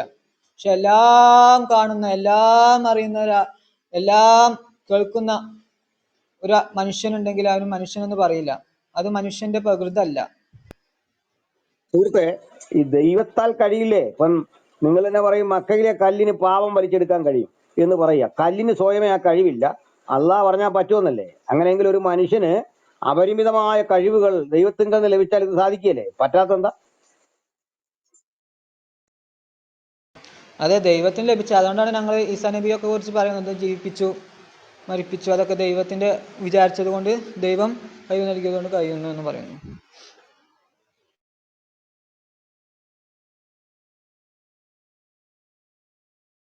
ഈസാ നബിയെ പറ്റി എന്ത് പറഞ്ഞു എന്നല്ല ചോദ്യം. നമ്മുടെ ചോദ്യം വളരെ സിമ്പിൾ ആണ്. ഞങ്ങളിവിടെ വിശകലനം ചെയ്തത് അള്ളാഹുവിന്റെ സർവ്വശക്തിത്വത്തെ പറ്റിയാണ്. അപ്പൊ നിങ്ങൾ പറയുന്നു അള്ളാഹുവിന് പരിമിതികളിലേക്ക് ചുരുങ്ങാൻ പറ്റില്ല, എപ്പോഴും ആ രീതിയിൽ തന്നെ ഇരിക്കണം. അത് കഴിവുകേട് തന്നെയാണ്, സർവ്വശക്തി അല്ല, അത് മഹത്വമല്ല. പ്രപഞ്ചം മുഴുവൻ നിറഞ്ഞു നിൽക്കുന്ന സർവ്വശക്തന് ഒരു ഇഞ്ചക്ഷൻ സിറിഞ്ചിനകത്തേക്കോ അല്ലെങ്കിൽ ഒരു കടുകുമണി ഒളിപ്പിക്കാൻ പറ്റിയ ഇടത്തേക്കോ പരിമിതപ്പെടാനും സാധിക്കണം. അതാണ് കഴിവ്. ആ കഴിവ് ദൈവത്തിനുണ്ടെങ്കിൽ മഹാശക്തനായ ദൈവത്തിന് ഒരേ സമയം സർവശക്തനും സർവജ്ഞാനിയും സർവ്വവ്യാപിയുമായി നിൽക്കാം. ആ മഹത്വത്തിന് ഒരു ഉടവും പറ്റാതിരിക്കുമ്പോൾ അപ്പോൾ തന്നെ മനുഷ്യനായിട്ടോ മുമ്പേ പറഞ്ഞാൽ ഏത് ജീവജാലമായിട്ടോ പരിമിതപ്പെടാം. ജീവജാലത്തിന്റെ സ്വഭാവ മഹിമകൾ അത് പ്രകടിപ്പിക്കും. അതിന്റെ ഗുണങ്ങളാണ് പ്രകടിപ്പിക്കാൻ വരുന്നത് ദൈവമാകുമ്പോൾ. ആ ഗുണങ്ങൾ യേശുക്രിസ്തുവിൽ, അവനിലല്ലോ ദൈവത്തിന്റെ സകല സമ്പൂർണതയും ദേഹരൂപമായി വസിക്കുന്നത്. അതായത് ദൈവത്തിന്റെ സമ്പൂർണത മനുഷ്യരൂപത്തിൽ പ്രകടമാക്കി തരാൻ ഒരാൾ അള്ളാഹുവിനോട് പ്രാർത്ഥിച്ചാൽ സാധിക്കുമോ എന്ന് വെച്ചാൽ നിങ്ങൾ ഇല്ലെന്നേ പറയൂ. അള്ളാഹു കൈ മലർത്തും, ഒരു രക്ഷ എന്നെ കൊണ്ട് ഇല്ലെന്നേ പറയൂ. പക്ഷെ ഞങ്ങളുടെ ദൈവത്തോട് പ്രാർത്ഥിക്കുകയാണ്, അങ്ങേക്ക് എന്നെപ്പോലൊരു മനുഷ്യനായി വന്ന് എൻ്റെ പരിമിതികളില്ലാതെ, എൻ്റെ കുറവുകളില്ലാതെ, എൻ്റെ അശുദ്ധിയില്ലാതെ ഒരു വിശുദ്ധനായി ഞങ്ങളുടെ ഇടയിൽ ജീവിക്കാൻ സാധിക്കുമെന്ന് ചോദിച്ചാൽ ബൈബിളിലെ ദൈവം പറയും യേസ് ഐ ക്യാൻ. ഇതാണ് സുവിശേഷത്തിന്റെ വ്യത്യസ്തത, വ്യതിരിക്തത. ഇതാണ് ഞങ്ങൾ ഉലകത്തെ പറഞ്ഞ് മനസ്സിലാക്കാനും പഠിപ്പിക്കാനും ഇരിക്കുന്നത്. കാരണം ഇത് ഒരുപക്ഷെ ഇസ്ലാമിനെ സംബന്ധിച്ചുള്ള ഈ വിശുദ്ധി പരിശുദ്ധി എന്നൊക്കെ പറഞ്ഞ വാക്കിന് വലിയ വിലയില്ലാത്തത് കൊണ്ടാകാം നിങ്ങൾക്കത് മനസ്സിലാവാത്തത്. നിങ്ങൾ പറഞ്ഞത് വിസർജിക്കുന്നു, തുപ്പുന്നു, ഇങ്ങനെയുള്ള കഥകളാണ് പറയുന്നത്. അപ്പൊ ഇതൊന്നും അശുദ്ധിയല്ല. അശുദ്ധമായ ഒരു ശരീരത്തിൽ സംഭവിക്കുന്ന സ്വാഭാവികമായി ഇത്തരം ബൈ പ്രൊഡക്ഷൻസ് തള്ളിക്കളയുക എന്നതിന് അർത്ഥമുള്ളൂ. മനുഷ്യന്റെ പ്രവൃത്തിക്കാണ് ഞങ്ങൾ വിശുദ്ധിയും അശുദ്ധിയൊക്കെ കാണുന്നത്. മനുഷ്യന്റെ പ്രവൃത്തിക്ക് അസാൻമാർഗം പ്രവർത്തിക്കുക, അനീതി ചെയ്യുക, ഇതൊക്കെയാണ് അശുദ്ധിയായിട്ട് ബൈബിൾ കാണുന്നത്. അപ്പൊ അശുദ്ധി ഇല്ലാത്ത ഒരു വ്യക്തിത്വമായിട്ട് ദൈവത്തിന്റെ സകല സമ്പൂർണതയും ഒരു ബോഡിയിൽ, ഒരു ശരീരത്തിൽ ആവസിക്കുന്ന വ്യക്തിത്വത്തെയാണ് ബൈബിൾ വിളിക്കുന്നത് ശരിക്കും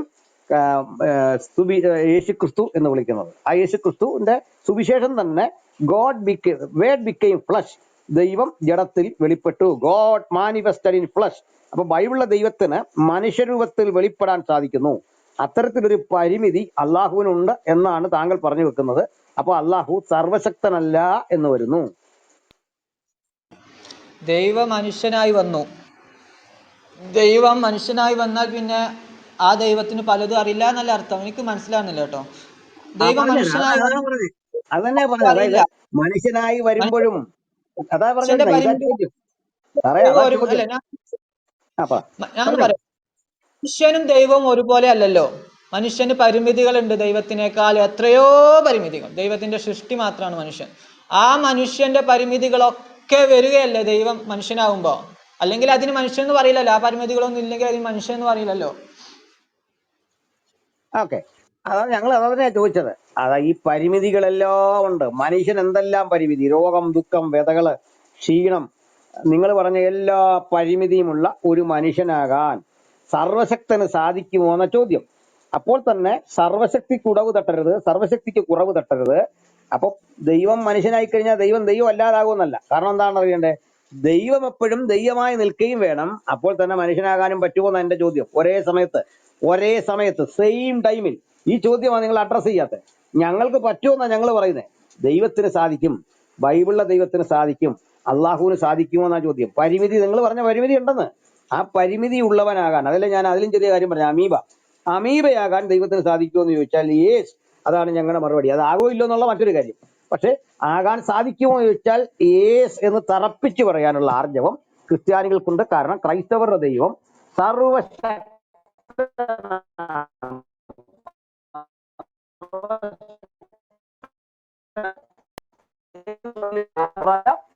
ചെറുതായി വരാം, ഏത് നിലയിലേക്കും ചുരുങ്ങാം. അതാണ് സർവശക്തി. അപ്പോൾ തന്നെ ആ പരിമിതിയുടെ കാലം ബൈബിൾ പറയുന്നുണ്ട്. ദൂതന്മാരിലും അല്പം ഒരു താഴ്ച വന്നവനായ യേശു എന്ന് പറയുന്നത്. ഇപ്പോൾ സകലതും അവന് കാൽക്കീഴായതായി കാണുന്നില്ല, ഒരു ദിവസം സകലതും അവന് കാൽക്കീഴാകും. അതുകൊണ്ട് ദൈവം അവനെ സകല നാമത്തിനും മേലായ നാമം നൽകി ഉയർത്തി. എല്ലാ നാമവും കർത്താവായ യേശു ക്രിസ്തു ദൈവപുത്രൻ എന്ന രക്ഷയ്ക്കായിട്ട് ഏറ്റുപറയേണ്ടി വരും. അപ്പോൾ ഈ പരിമിതിയും കാണുന്നുണ്ട്, ലിഫ്റ്റപ്പ് ചെയ്യുന്ന അവസ്ഥയും കാണുന്നുണ്ട്. അപ്പൊ മനുഷ്യൻ എന്ന നിലയിൽ സ്വയം ചുരുങ്ങാൻ, സ്വയം ചെറുതാകാൻ, കാലബന്ധിതമാകാൻ ദൈവം അനുവദിക്കപ്പെട്ടു, ദൈവം തയ്യാറാകുന്നു. അതാണ് യേശു ക്രിസ്തു. അപ്പോൾ തന്നെ സർവശക്തിയോ സർവജ്ഞാനമോ സർവവ്യാപിത്വമോ ഒരളവിലും യേശുവിൽ നഷ്ടപ്പെട്ടു പോകുന്നില്ല. ഈ ദ്വന്ദ്ങ്ങളെ, ഈ വിപരീത ക്വാളിറ്റികളെ ഒരുമിച്ച് കൊണ്ടുപോകാൻ കഴിയാൻ ദൈവത്തിനെ സാധിക്കൂ. നിങ്ങൾ ചോദിച്ചല്ലോ, ചെയ്യാനും ചെയ്യാതിരിക്കാനും ഒരുപോലെ ദൈവത്തിന് സാധിക്കുമോ? കഴിയണം. കാരണം എന്താ? ഒരു കൂട്ടർക്ക് അത് അങ്ങനെ ഫീൽ ചെയ്യുമ്പോൾ മറുകൂട്ടർക്ക് അല്ലാതെ ഫീൽ ചെയ്യണം. അപ്പൊ അങ്ങനെ ചെയ്യാൻ കഴിയുന്നില്ലെങ്കിൽ ദൈവം ദൈവമല്ല. നിങ്ങൾ ചോദിക്കുന്ന ഏത് കാര്യങ്ങളും യേസ് ഐ ക്യാൻ എന്ന് പറയുന്നവനാകണം ദൈവം. ഏത് കാര്യവും ഐ ക്യാൻ എന്ന് പറയുന്നവനാകണം ദൈവം. അപ്പൊ ഞങ്ങളുടെ ദൈവത്തിന് ഏത് കാര്യം ചോദിച്ചാലും ഇതായിരിക്കും മറുപടി. ദൈവത്തിന് ഏത് കാര്യവും ചെയ്യാൻ കഴിയുന്നവനാണ്. പക്ഷെ മനുഷ്യന്റെ ബുദ്ധിക്ക് അത് മനസ്സിലാക്കിക്കൊള്ളണമെന്നില്ല. അതുകൊണ്ടാണ് പറയുന്നത്. ഇപ്പൊ ഈ ദൈവം മനുഷ്യനായി വരുമ്പോൾ ആ സർവജ്ഞ ദൈവത്തിന് എന്ത് ദൈവത്തിനല്ലേ എനിക്ക് പരിമിതിയാണ്? പരിമിതി. താങ്കൾക്ക് ദൈവം പരിമിതി ഉണ്ട് എനിക്ക് എന്ന് ഞങ്ങൾക്ക് മനസ്സിലാകുന്നു. താങ്കൾക്ക് പരിമിതി മനുഷ്യ ഉണ്ട് എന്ന് ഞങ്ങൾക്ക് മനസ്സിലാകുന്നു. അതെ, താങ്കൾക്ക് പരിമിതിയുണ്ട്. കാരണം താങ്കൾക്ക് ദൈവം എന്ന് പറയുന്ന ശക്തിയെ കുറിച്ച് ചിന്തിക്കാൻ പോലും കഴിയുന്നില്ല. താങ്കള് ഒരു മനുഷ്യന്റെ നിലവാരത്തിലേക്ക് താഴ്ത്തിയാണ് ദൈവത്തെ ചിന്തിക്കുന്നത്. മനുഷ്യന് എന്തൊക്കെ ചെയ്യാൻ കഴിയുമോ അത് മാത്രമേ ദൈവത്തിന് ചെയ്യാൻ കഴിയൂ എന്നുള്ളതാണ് താങ്കളുടെ പ്രശ്നം. അല്ലെങ്കിൽ പറയൂ, താങ്കളുടെ ദൈവത്തിന് സംസാരിക്കാൻ കഴിയുമോ? താങ്കളുടെ ദൈവം സംസാരിച്ചതായിട്ട് എവിടെയെങ്കിലും പറയുന്നുണ്ടോ? ഖാല അല്ലാഹു തആല എത്ര പറയുന്നുണ്ട്? എവിടെ പറയുന്നു? സംസാരിക്കുക എന്നല്ല, ആ ഖുറാനില് ഖാല അല്ലാഹു എന്നുള്ളത് എത്ര ഉണ്ട്? ആ എന്ന് എന്താ പറഞ്ഞാല് അച്ഛനാ, എന്താ ആ അച്ഛൻ അറിയാലോ. അച്ഛൻ അറിയേണ്ട ഖാല കാര്യമില്ല. അല്ലാഹു എന്ന് പറയുന്നില്ലേ ഖുറാനില്? താങ്കൾക്ക് അറിയണമല്ലോ. താങ്കൾ പറയൂ, എന്താണ് അവിടെ പറഞ്ഞിരിക്കുന്നതെന്ന് പറയൂ. ഞാന് പ്രിയ എന്താ പറയുക പേര്, ഖാനെ, ഒരു ദൂതൻ മെസ്സഞ്ചേഴ്സ് പുരുഷനായിട്ട് വന്നിട്ടുണ്ടല്ലോ. അങ്ങനല്ല, ഈ ജിബ്രീൽ ഒരു പുരുഷനായിട്ട് വന്നെന്നല്ലേ? ആണോ? ജിബ്രീൽ പുരുഷനായി വന്നെന്നാണോ? പുരുഷനായി വന്നിട്ടുള്ള ഒരു സന്ദർഭമുണ്ട്. അപ്പൊ ഈ ദൂതന്റെ ക്വാളിറ്റികൾ നഷ്ടപ്പെടും. അപ്പം ഇല്ല. ഒരു സെലസ്റ്റിയൽ ബോഡിയിലുള്ള ഇതുപോലെ ദൈവത്തിന് മനുഷ്യനായി കഴിയുമ്പോൾ ദൈവത്തിന്റെ ക്വാളിറ്റികൾ നഷ്ടപ്പെടുമെന്ന് പറഞ്ഞാൽ എങ്ങനെ നോക്കുന്നത്? ആ ദൂതന് എന്ത് കഴിയില്ല? പറക്കാൻ കഴിയില്ല. മനുഷ്യനായിട്ട് പറക്കാൻ കഴിയില്ല. അല്ല പിന്നെ പുള്ളി കഴിയോ? പറക്കാതെ പോവായിരുന്നോ? നടന്നെ ടാക്സി പിടിച്ച് പോവായിരുന്നോ സ്വർഗത്തില്? ആ ദൂതന് മനുഷ്യനായിട്ട് ആ പറക്കാൻ കഴിയില്ല. ആ മനുഷ്യന് ദൂതനായിട്ടാണ് സ്വർഗത്തിലേക്ക് പോവുക. കാരണം അല്ല ഈ മനുഷ്യന് ചിറകുകൊണ്ട് അങ്ങനെയല്ല പറക്കാം. മനുഷ്യന്. അതെ, നമുക്ക് അത് തന്നെ എടുക്കാം. മനുഷ്യന് ആ കഴിവില്ലെങ്കിലും ആ കഴിവ് ദൈവം കൊടുക്കുമ്പോ കഴിവ് കിട്ടുകയല്ലേ? പിന്നീട് ആ രൂപത്തിലായി മാറിയാൽ കഴിയും. ദൈവം കൊടുത്താലും പറ്റും, കഴിയും. അല്ലാതെയും പറ്റും. അല്ലാതെയും പറ്റുമല്ലോ. അങ്ങനല്ലേ ബുറാക്കിന്റെ മീതെ കയറിപ്പോയത്? അല്ലാതെയും ദൈവം പറ്റുമല്ലോ. സുഹൃത്തെ, ബുറാക്കിന്റെ മീതെ കയറിപ്പോയില്ലേ? അത് ബുറാക്കിന്റെ കഴിവാണോ മുഹമ്മദിന്റെ കഴിവായിരുന്നോ? അള്ളാഹു കൊടുത്ത കേൾക്കത്തില്ല. കഴിവ്. അള്ളാഹു കൊടുത്തിട്ടുള്ള കഴിവ്. കേൾക്കുന്നുണ്ടോ? ആ അല്ല, ഇതുപോലെ ദൈവം അവനെ സകലത്തിനും മീതെ ആക്കി വെച്ചു എന്ന് ബൈബിളിലുണ്ട്. യേശു ക്രിസ്തുവിനെ എന്നേക്കും ദൈവമായി വാഴ്ത്തപ്പെട്ടവന്നുണ്ട്. പിതാവിനാൽ ആ അപരനാമം ലഭിച്ചിട്ടുണ്ട്. ഇതാ ബൈബിൾ പഠിപ്പിക്കുന്നത്. ഞങ്ങൾക്ക് അതിൽ ആശങ്കയില്ല. ദൈവത്തിന് സാധിക്കും. ഇവിടെ താങ്കൾ ദൈവത്തിന് സാധിക്കും എന്ന ചോദ്യത്തെ അഡ്രസ്സ് ചെയ്യാതെ മാറിയത്. അപ്പൊ നിങ്ങൾ പറഞ്ഞനുസരിച്ചാണെങ്കിൽ ഒരു ദൂതൻ മനുഷ്യനാകുമ്പോ ഫുഡ് കഴിച്ചിട്ടുണ്ടെന്നൊക്കെ ബൈബിളിൽ കാണുന്നത്. നിങ്ങൾ അത് അംഗീകരിക്കുമോ എന്ന് എനിക്കറിയില്ല. അബ്രഹാമിന്റെ വീട്ടിൽ വരുന്നു, ദൂതന്മാർ ഭക്ഷണം കഴിക്കുന്നു, ഇതൊക്കെ ഉണ്ട്. അപ്പൊ ഭക്ഷണം കഴിക്കുന്ന ദൂതന് വിസർജ്യ വ്യവസ്ഥ ഉണ്ടാകും എന്നങ്ങ് ധരിക്കുക. ഉണ്ടെന്നോ ഇല്ലെന്നോ ഒന്നും നമുക്ക് പറയാൻ വയ്യ. അതങ്ങനെ അങ്ങ് ചിന്തിച്ചോളുക. അപ്പോ ഇത് അത് പരിമിതിയാണ് എന്ന്. എന്തോ? ഖുർആന് പറയുന്നത് ഭക്ഷണം കഴിച്ചിട്ടില്ല എന്നാണ്. കഴിച്ചിട്ടില്ല, ആ നല്ല കാര്യം. ദൂതം. കഴിക്കുക, പോയി ആയിക്കോട്ടെ, ഫാസ്റ്റിംഗ് ആണ്, നമുക്ക് കുഴപ്പമില്ല. അപ്പോ ആ, ഇങ്ങനെ ഒരു ദൂതൻ വന്ന് മനുഷ്യനായിട്ട് ഇടപെട്ടുന്നു. മനുഷ്യനാണെന്ന് തന്നെ കറക്റ്റ് എങ്ങനെ ലാസ്റ്റ് പറഞ്ഞ കേട്ടില്ല? മനുഷ്യനാണെന്ന് ഇടപെടുന്നു. തന്നെ. മനുഷ്യനായി തീരുമ്പോ അയാൾക്ക് പരിമിതികളുണ്ടല്ലോ. പരിമിതിയായി നിങ്ങൾ അതെ, ഉണ്ട്. പറഞ്ഞ പരിമിതി ഇല്ലേ മനുഷ്യന്? ലിമിറ്റേഷൻ. സെയിം ടൈമിൽ ദൂതന്റെ കഴിവുണ്ടോ അവർക്ക്? ദൂതൻ എന്ന കഴിവുണ്ടോ അതേ സമയത്ത്? അതേ സമയത്ത് മനുഷ്യന്റെ കഴിവിൽ ഒതുങ്ങിയിരിക്കുകയാണ്. മറ്റുള്ള കഴിവുകളില്ല. അപ്പൊ രണ്ടടി നമ്മൾ കൊടുത്ത കൊള്ളുന്ന രക്ഷയുള്ളല്ലോ. ക്രൂശിക്കായിരുന്നല്ലോ. കഴിയുള്ള രണ്ട് പൊട്ടിക്കിട്ട് കൊടുത്താൽ തീർന്നല്ലോ. ജബ്രിയലിന്റെ കാര്യം പോക്കായിരുന്നല്ലോ. തിരിച്ചൊരു ചവിട്ട് കൊടുത്തെങ്കിൽ വഹി മുഴുവൻ പോയനല്ലോ. നിങ്ങൾ പറഞ്ഞനുസരിച്ച് കഴിവുള്ളൊരുത്തിന് ഇടിച്ചെങ്കിൽ പോകും. ആ ഗുഹയിൽ വെച്ച് മുഹമ്മദ് ഇരിക്കുന്ന പെരിക്കുക തീർന്നു. മൊത്തം പരിപാടി തീർന്നു. എന്റെ അഫ്സല എന്തൊക്കെയായി പറയുന്നത്? ആണല്ലോ ഇതിലൊക്കെ നിയന്ത്രിക്കുന്നത്. നിങ്ങൾ പറയുന്ന അനുസരിച്ച് പരിമിതി ഉണ്ടെങ്കിൽ തിരിച്ചൊരാൾ പെരുകിയാ കൊള്ളണം. അടി കിട്ടിയാൽ മേടിച്ചു കൊണ്ട് പോയേ രക്ഷയുള്ളൂ. ഓടും, തിരിച്ചു പോകും, സെക്സ് സാധിക്കും. ഇതൊക്കെ പറ്റണ്ടേ? ദൂതന് അതിനേക്കാൾ ശക്തവാനായിരിക്കാം. ശക്തവാനാണ്. അള്ളാഹു വെറുതെ അയക്കൂലല്ലോ. ആ, അള്ളാഹു അവരൊക്കെ സംരക്ഷിക്കും. അവർക്ക് ശക്തി നൽകിയിട്ടാണ്. നിങ്ങൾ അല്ലെങ്കിൽ അവർക്ക് പറഞ്ഞത് മറ്റുള്ള മനുഷ്യനായി ദൂതൻ മനുഷ്യരൂപത്തിൽ വരുമ്പോൾ ദൂതന്റെ ക്വാളിറ്റി ഇല്ലെന്നാ നിങ്ങൾ പറഞ്ഞ. അള്ളാഹു കൊടുത്തോ സ്വന്തം ഉണ്ടാക്കിയൊന്നും എന്റെ വിഷയമല്ല. അള്ളാഹു കൊടുത്തതോ അതിന് ബാറ്ററി വെച്ച് ഇൻബിൽറ്റ് ചെയ്ത് വെച്ചിരിക്കുന്ന കാര്യമാണോ ഇതൊന്നും എന്റെ ചോദ്യം. ചോദ്യം വ്യക്തമാണ്. നിങ്ങൾ പറഞ്ഞനുസരിച്ച് മലക്ക് വന്നിട്ട് മനുഷ്യനായി കഴിയുമ്പോൾ പരിമിതിയുണ്ട്. അപ്പൊ ഇതേ സമയത്ത് മലക്കിന്റെ പവർ ഇല്ലെന്ന് ആദ്യം എന്നോട് പറഞ്ഞേ. ഇപ്പൊ തിരിച്ചു പറയുക അള്ളാഹു കൊടുത്താലുണ്ടെന്ന്. അള്ളാഹു കൊടുത്താലുണ്ടല്ലോ, അത് കൂട്ടിയാൽ മതി. ഓക്കെ, ബോൺ അള്ളാഹു ബ്രദറെ കേൾക്കാമോ? കൊടുക്കുമ്പോഴുണ്ടാകുമ്പോ ഇത് രണ്ടും ഒരുപോലെ ഉണ്ടാകുമോ? ബോൺ ബ്രദറെ കേൾക്കാമോ? പാസ്റ്റർ ഞാനൊന്ന് ഇറങ്ങുവാണെന്ന് നോക്കിക്കോണേ. ബോൺ ബ്രദറെ കേൾക്കാം, കേൾക്കാം, കേൾക്കാം. സുഹൃത്തെ കേൾക്കുന്നുണ്ടോ? ഇത് രണ്ടും ഒരുപോലെ ഉണ്ടാകുമോ എന്നാ ചോദ്യം. അച്ഛനെ, ഏത് ഒന്നുകൂടി പറഞ്ഞാളെ. അതായത് അള്ളാഹു ഈ കഴിവുകളെല്ലാം കൊടുത്ത് വഹി കൊടുക്കാൻ വേണ്ടി വിട്ട ദൂതൻ മലക്ക് മനുഷ്യരൂപത്തിൽ വന്നു. അപ്പൊ കഴിവെല്ലാം ഓക്കെ. അദ്ദേഹത്തിലുണ്ട്. അപ്പൊ ഇതും മനുഷ്യന്റെ പരിമിതിയും കൂടെ ഒരുമിച്ച്, മനുഷ്യൻ എന്ന പരിമിതിയുണ്ട്, മലക്കെന്ന ശക്തിയും കൂടെ ഒരുമിച്ചുണ്ടോ? ഒരുമിച്ചില്ല. അപ്പൊ അത് പിന്നെ എന്തോ നുള്ളേന്ന് പറ. ഏത് നിമിഷവും അത് മാറും. അത് പെട്ടെന്നായിരിക്കും. എന്താണ് സാഹചര്യം വരുമ്പോൾ അനുസരിച്ച് അതിന് മാറ്റം വരും. അല്ലെങ്കിൽ അള്ളാഹു അതിന് കഴിവ് എല്ലാ കൊടുക്കും. അപ്പൊ സെയിം ടൈമിൽ ഇത് ഇല്ല, ഇതാണ് പറഞ്ഞു വരുന്നത്. ഒരേ സമയത്ത് മലക്കിന്റെ ശക്തിയും മനുഷ്യന്റെ പരിമിതിയും കൂടെ ഒരുത്തനിൽ അന്തർലീനമായിട്ടില്ലെന്നാണ് പറയുന്നത്.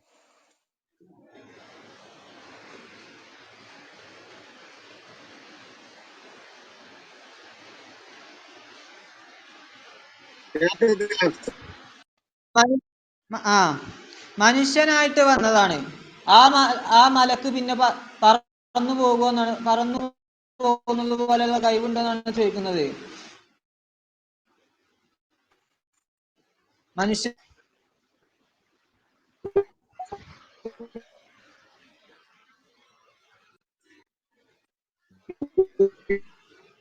പാസ്റ്റർ കേൾക്കുന്നില്ല.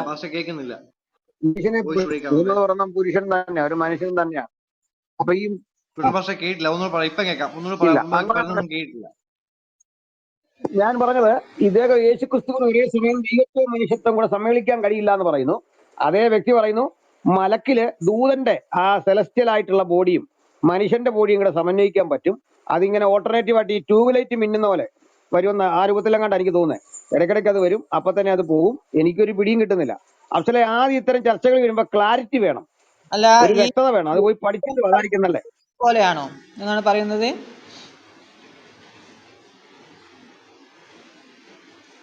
യേശു എന്ന് പറയുന്നത് ഈ മലക്കിനെ പോലെയാണ് എന്നാണ് പറയുന്നത്. അല്ല, ആദ്യം മലക്കിന്റെ കാര്യത്തിൽ തീരുമാനം പറയട്ടെ, അപ്പൊ ഞാനത് പറയാം. മലക്കിന്റെ കാര്യത്തിൽ തീരുമാനം മലക്കിൽ ഒരേ സമയം ഈ പിന്നെ ദൂതന്റെ അല്ലെങ്കിൽ മെസഞ്ചറുടെ ആ കഴിവുകള്, ആ ശക്തിയും ആ സവിശേഷതയുണ്ട്. അപ്പൊ തന്നെ ഒരു മനുഷ്യനെ പോലെ പ്രത്യക്ഷനാവുകയും ചെയ്യുന്നു. ഇത് രണ്ടും കൂടെ നിൽക്കുമ്പോൾ ഇതിൽ ഒന്നേ ഒരേ സമയം വർക്കൗട്ട് ആവുള്ളൂ എന്നാണ് എന്റെ ചോദ്യം. അതോ രണ്ടും ഒരുപോലെ പ്രകടിപ്പിക്കാൻ സാധിക്കുമോ എന്നാണ് എന്റെ ചോദ്യം.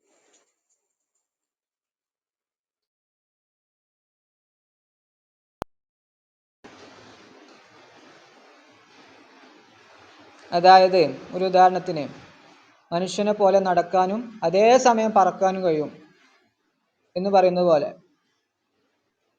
കഴിവുണ്ടോ എന്നാണ് ഞാനിത് ചോദിച്ചത്. പരിമിതിയാ. മനുഷ്യന്റെ പരിമിതിയും ദൂതന്റെ ശക്തിയും ഒരുപോലെ മലക്കിലുണ്ടാകുമോ ആ സമയത്ത്? മനുഷ്യന് എന്റെ സുഹൃത്തെ, മനുഷ്യൻ മനുഷ്യന്റെ പരിമിതനാ നിങ്ങൾ പറഞ്ഞു. ആ കഴിവുകളും ആ പരിമിതിയും ദൂതന്റെ ആ അപരിമിതമായ ശക്തിയും ഒരുപോലെ ഈ വഹി കൊടുക്കുന്ന സമയത്ത് ആ വന്ന പുള്ളിയിൽ ഉണ്ടായിരുന്നതാ. ഒരുപോലെ മനുഷ്യനും ആയിരിക്കണം, അപ്പുറത്ത് ഇതുമായിരിക്കണം. കാരണം ദൂതൻ നേരിട്ടങ്ങ് സംഭാഷിക്കുന്നില്ലല്ലോ. അപ്പൊ വർത്തമാനമൊക്കെ പറഞ്ഞ ഇക്ര എന്നൊക്കെ പറഞ്ഞ് നമ്മൾ മനസ്സിലാക്കിയില്ല, അറബിയിലാ പറയുന്നത്. അപ്പൊ അവിടുത്തെ ഒരു കാട്ടറബിയെ പോലെ പുള്ളിക്കും തോന്നിയേ, ഒരു സാധാരണ അറബിയെ പോലെ, ഭീകരനായ ഒരു അറബിയെ പോലെ തോന്നി. ഇഖ്റ എന്നുള്ള വിഷയത്തിൽ മനുഷ്യരൂപത്തിൽ വന്നാണെന്ന് എനിക്ക് അറിയില്ല. ഞാൻ വേറെ ഉദ്ദേശിക്കുന്നു കേട്ടോ.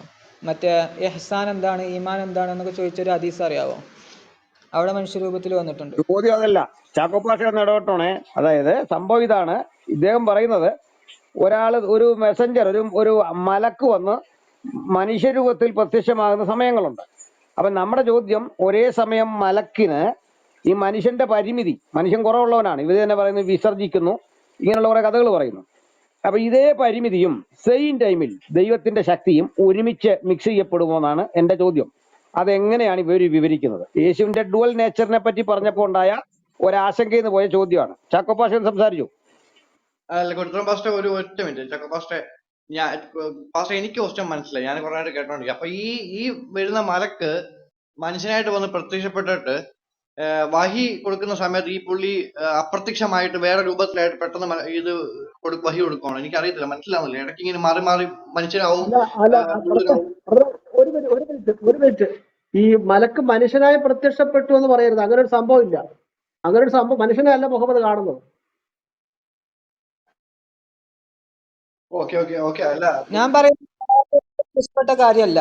അവിടെ എനിക്ക് അറിയില്ല, ഞാൻ നോക്കേണ്ടി വരും എങ്ങനെയാണ് വന്നത് എന്നുള്ളത് കൃത്യമായിട്ട്. പിന്നെ മറ്റൊരു ഹദീസിലുണ്ട് ഇഹ്സാൻ എന്താണ്, ഈമാൻ എന്താണ് എന്ന് ചോദിക്കുന്നത്. മുഹമ്മദിനെ ഈ വന്നതായ സാധനം മുഹമ്മദിനെ കഴുത്ത് പിടിച്ച് ഞെക്കി മുഹമ്മദിനെ കൊലപ്പെടുത്താനായിട്ട് ശ്രമിക്കുന്നത്. മുഹമ്മദ് ഭയന്നുകൊണ്ട് ഓടുക. അപ്പൊ ഞാന് ഇന്നതുപോലൊരു സാധനത്തെ കണ്ടു, ഇന്നതുപോലെ എന്നോട് പറഞ്ഞു, എന്നെ കഴുത്തി ഞെക്കി കൊല്ലാൻ ശ്രമിച്ചു എന്നൊക്കെ വർക്കത്തിനോട് പറയുന്നു. വർക്കത്തിന് നൗഫിലാണ് പറയുന്നത്, ഇത് മൂസാ നബിക്ക് വെളിപ്പെട്ട സന്ദേശവാഹകനാകുന്നു. അത് മൂസാ നബിക്ക് വന്ന ജിബ്രീലാണെന്ന് വർക്കത്ത് പറയുന്നില്ല, സന്ദേശവാഹകൻ എന്നാണ്. ജിബ്രീൽ എന്നുള്ള പേര് ഇവരാരും പറയുന്നില്ല. അതൊരു ഭയങ്കര സംഭവമാണത്. ഒരുപാട് പ്രശ്നങ്ങൾ നിറഞ്ഞ, സങ്കീർണത നിറഞ്ഞ ഒരു കേസ് കെട്ടാണ് ഈ മുഹമ്മദിന് ഈ മലക്കിന്റെ സന്ദർശനം എന്ന് പറയുന്നത്. ഈ മലക്കാന്ന് തന്നെ മുഹമ്മദിന് മനസ്സിലായിട്ടില്ല. ഈ വന്നതും എന്നല്ല പറയുന്നത്, കൊല്ലാൻ ശ്രമിച്ചു എന്നല്ല, അത് നടന്നെന്നാ പറയുന്നത്. ഉറക്കെ കെട്ടിപ്പിടിച്ചു എന്നാണ് പറയുന്നത്. ആ ഉറക്കം കെട്ടിപ്പിടിച്ചാൽ കൊല്ലാൻ ശ്രമിച്ചു എന്ന് പറയുന്ന, എന്നെ ശ്വാസം മുട്ടി ഞാൻ മരിച്ചു പോകുമെന്ന് ഞാൻ ഭയപ്പെട്ടു എന്നാ മുഹമ്മദ് പറയുന്നത്. 3 പ്രാവശ്യം മുഹമ്മദിന്റെ ജീവനെ അപായപ്പെടുത്തുവാൻ ഇവർ ശ്രമിച്ചു. 3-ാമത്തെ പ്രാവശ്യം മുഹമ്മദ് ജീവനും കൊണ്ട് ഓടുക. ഖദീജ എന്ന് നിലവിളിച്ചുകൊണ്ടാണ് മുഹമ്മദ് വീട്ടിലേക്ക് ഓടുന്നത്. വീട്ടിൽ ചെന്ന മുഹമ്മദ് പുതപ്പിട്ട് മൂടാൻ പറയുന്നു. പുതപ്പിട്ട് മൂടി ശ്വാസം മുട്ടി കിടക്കുക. മനസ്സിലായോ? ഭയന്നു പോയി മുഹമ്മദ്. അപ്പൊ മുഹമ്മദിന്റെ അടുക്കലൊന്നും ഒരു സാധാരണ മനുഷ്യല്ല. നമുക്കറിയാം, ഒരു സാധാരണ മനുഷ്യൻ വന്നാൽ മുഹമ്മദിന് നേരിടാനുള്ള കഴിവുണ്ട്. 30 പേരുടെ കായിക ബലമുള്ള ഒരു മനുഷ്യനാ മുഹമ്മദ്. 30 പേരുടെ ആരോഗ്യമുള്ള മുഹമ്മദ് മക്കയിലെ പല ഗുസ്തിക്കാരും തറയിലടിച്ചിട്ടുണ്ട്. ആ മുഹമ്മദിന്റെ അടുത്ത് ഒരു മനുഷ്യൻ വന്നാൽ മുഹമ്മദ് പേടിക്കത്തില്ല. ഇത് വന്നതായ ശക്തി അന്ധകാരത്തിന്റെ ശക്തിയാണ് മുഹമ്മദിനെ പിടിക്കാനായിട്ട് വന്നത്. അത് ആ ഭാഗം വായിക്കുമ്പോൾ അറിയാം. ഞങ്ങളിത് ദുർവ്യാഖ്യാനിക്കുകയല്ല. അതുകൊണ്ട് ജിബ്രീൽ എന്ന് പറയുന്നത് കള്ളവ്യാഖ്യാനമാണ്. ജിബ്രീൽ എന്ന് മുഹമ്മദിന്റെ അടുത്ത് വന്നിട്ടില്ല. വന്ന സാധനം ഞാൻ ജിബ്രീലാണെന്ന് പറഞ്ഞിട്ടില്ല. പിന്നെ എങ്ങനെയാണ് വന്നത് ജിബ്രീലാന്ന് അറിയുന്നത്? ബർക്കത്ത് നബിയും പറയുന്നില്ല വന്നത് ജിബ്രീലാണെന്ന്.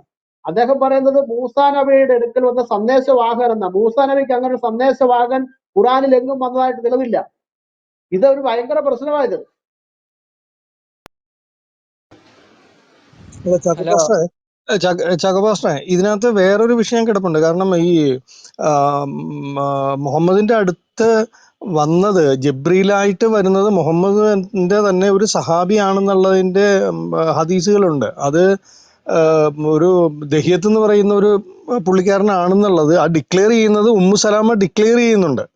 കാരണം ഉമ്മുസലാമയും മുഹമ്മദും കൂടി സംസാരിച്ചു കൊണ്ടിരിക്കുന്നതിന്റെ ഇടയിൽ പെട്ടെന്ന് ഈ ദഹിയത്ത് കയറി വരികയും ആ ഒരു സാഹചര്യത്തിൽ മുഹമ്മദ് പെട്ടെന്ന് ഒന്ന് വിളറി പിടിച്ചിട്ട് ചോദിക്കുന്നുണ്ട്, ഉമ്മുസലാമയോട് ചോദിക്കുന്നുണ്ട് ഇത് ആരാണെന്ന് മനസ്സിലായി. അതായത് ദഹിയത്ത് വന്നു എന്നല്ല പറയുന്നത്, ജബ്രീൽ വന്നു എന്നാ പറയാം. ജബ്രീൽ വന്നപ്പോൾ മുഹമ്മദ് ഉമ്മുസലാമയോട് ചോദിച്ചു ഇതാരാണെന്ന് നിനക്ക് മനസ്സിലായോ എന്ന് ചോദിക്കുമ്പോൾ ഈ ഉമ്മുസലാമ പറയുന്നത് ഇത് നിന്റെ സഹാബിയായിട്ടുള്ള ദഹിയത്തല്ലേ എന്ന് ചോദിക്കുന്നുണ്ട്. ദാറ്റ് മീൻസ് ഈ ജബ്രീലായിട്ട് വരുന്നത് മുഴുവൻ ഈ മുഹമ്മദിന്റെ സഹാബിയായിട്ടുള്ള ദഹിയത്താണ് എന്നുള്ളത് ഉമ്മു സലാമ ഡിക്ലെയർ ചെയ്യുന്നുണ്ട്. ഇത് സഹീദ് ബുഖാരിയിലുണ്ട്. ബ്രദർ പറഞ്ഞത് ശരിയാണ്. അത് എപ്പോഴാണെന്നറിയാം സംഭവം? അത് ഈ മദീന കാലയളവിലെ മുഹമ്മദിന് ഈ ദർശനം ഉണ്ടായെന്ന് പറയുന്നത് മക്ക ജീവിത കാലയളവിലാണ്. ആ സമയത്ത് ജിബ്രീലിനെ കുറിച്ചൊന്നും അറിയത്തില്ല. അതറിയണമെന്നുണ്ടെങ്കിൽ മക്കയിൽ മുഹമ്മദ് എഴുതിയതായ ഖുറാനിൽ എങ്ങും ജിബ്രീലിന്റെ പേരില്ല. ഈ മദീനയിലെത്തി അവിടെ വെച്ചാണ് മുഹമ്മദ് ഈ സാധനത്തിന്റെ പേര് പഠിക്കുന്നത്. 3 വാക്യങ്ങളിലാണ് ജിബ്രീലിന്റെ പേരുള്ളത്.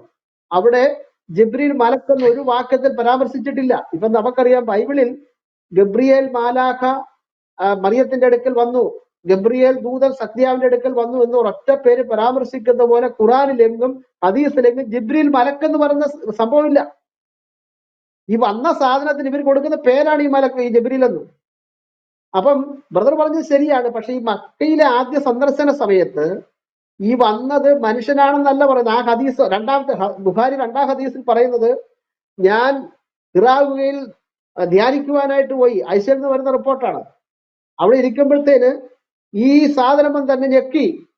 എന്താ പറയുന്നത്? 3 പ്രാവശ്യം ഞെക്കി, കഴുത്തിന് ഞെക്കി, കൊല്ലാനായിട്ട് ശ്രമിച്ചു.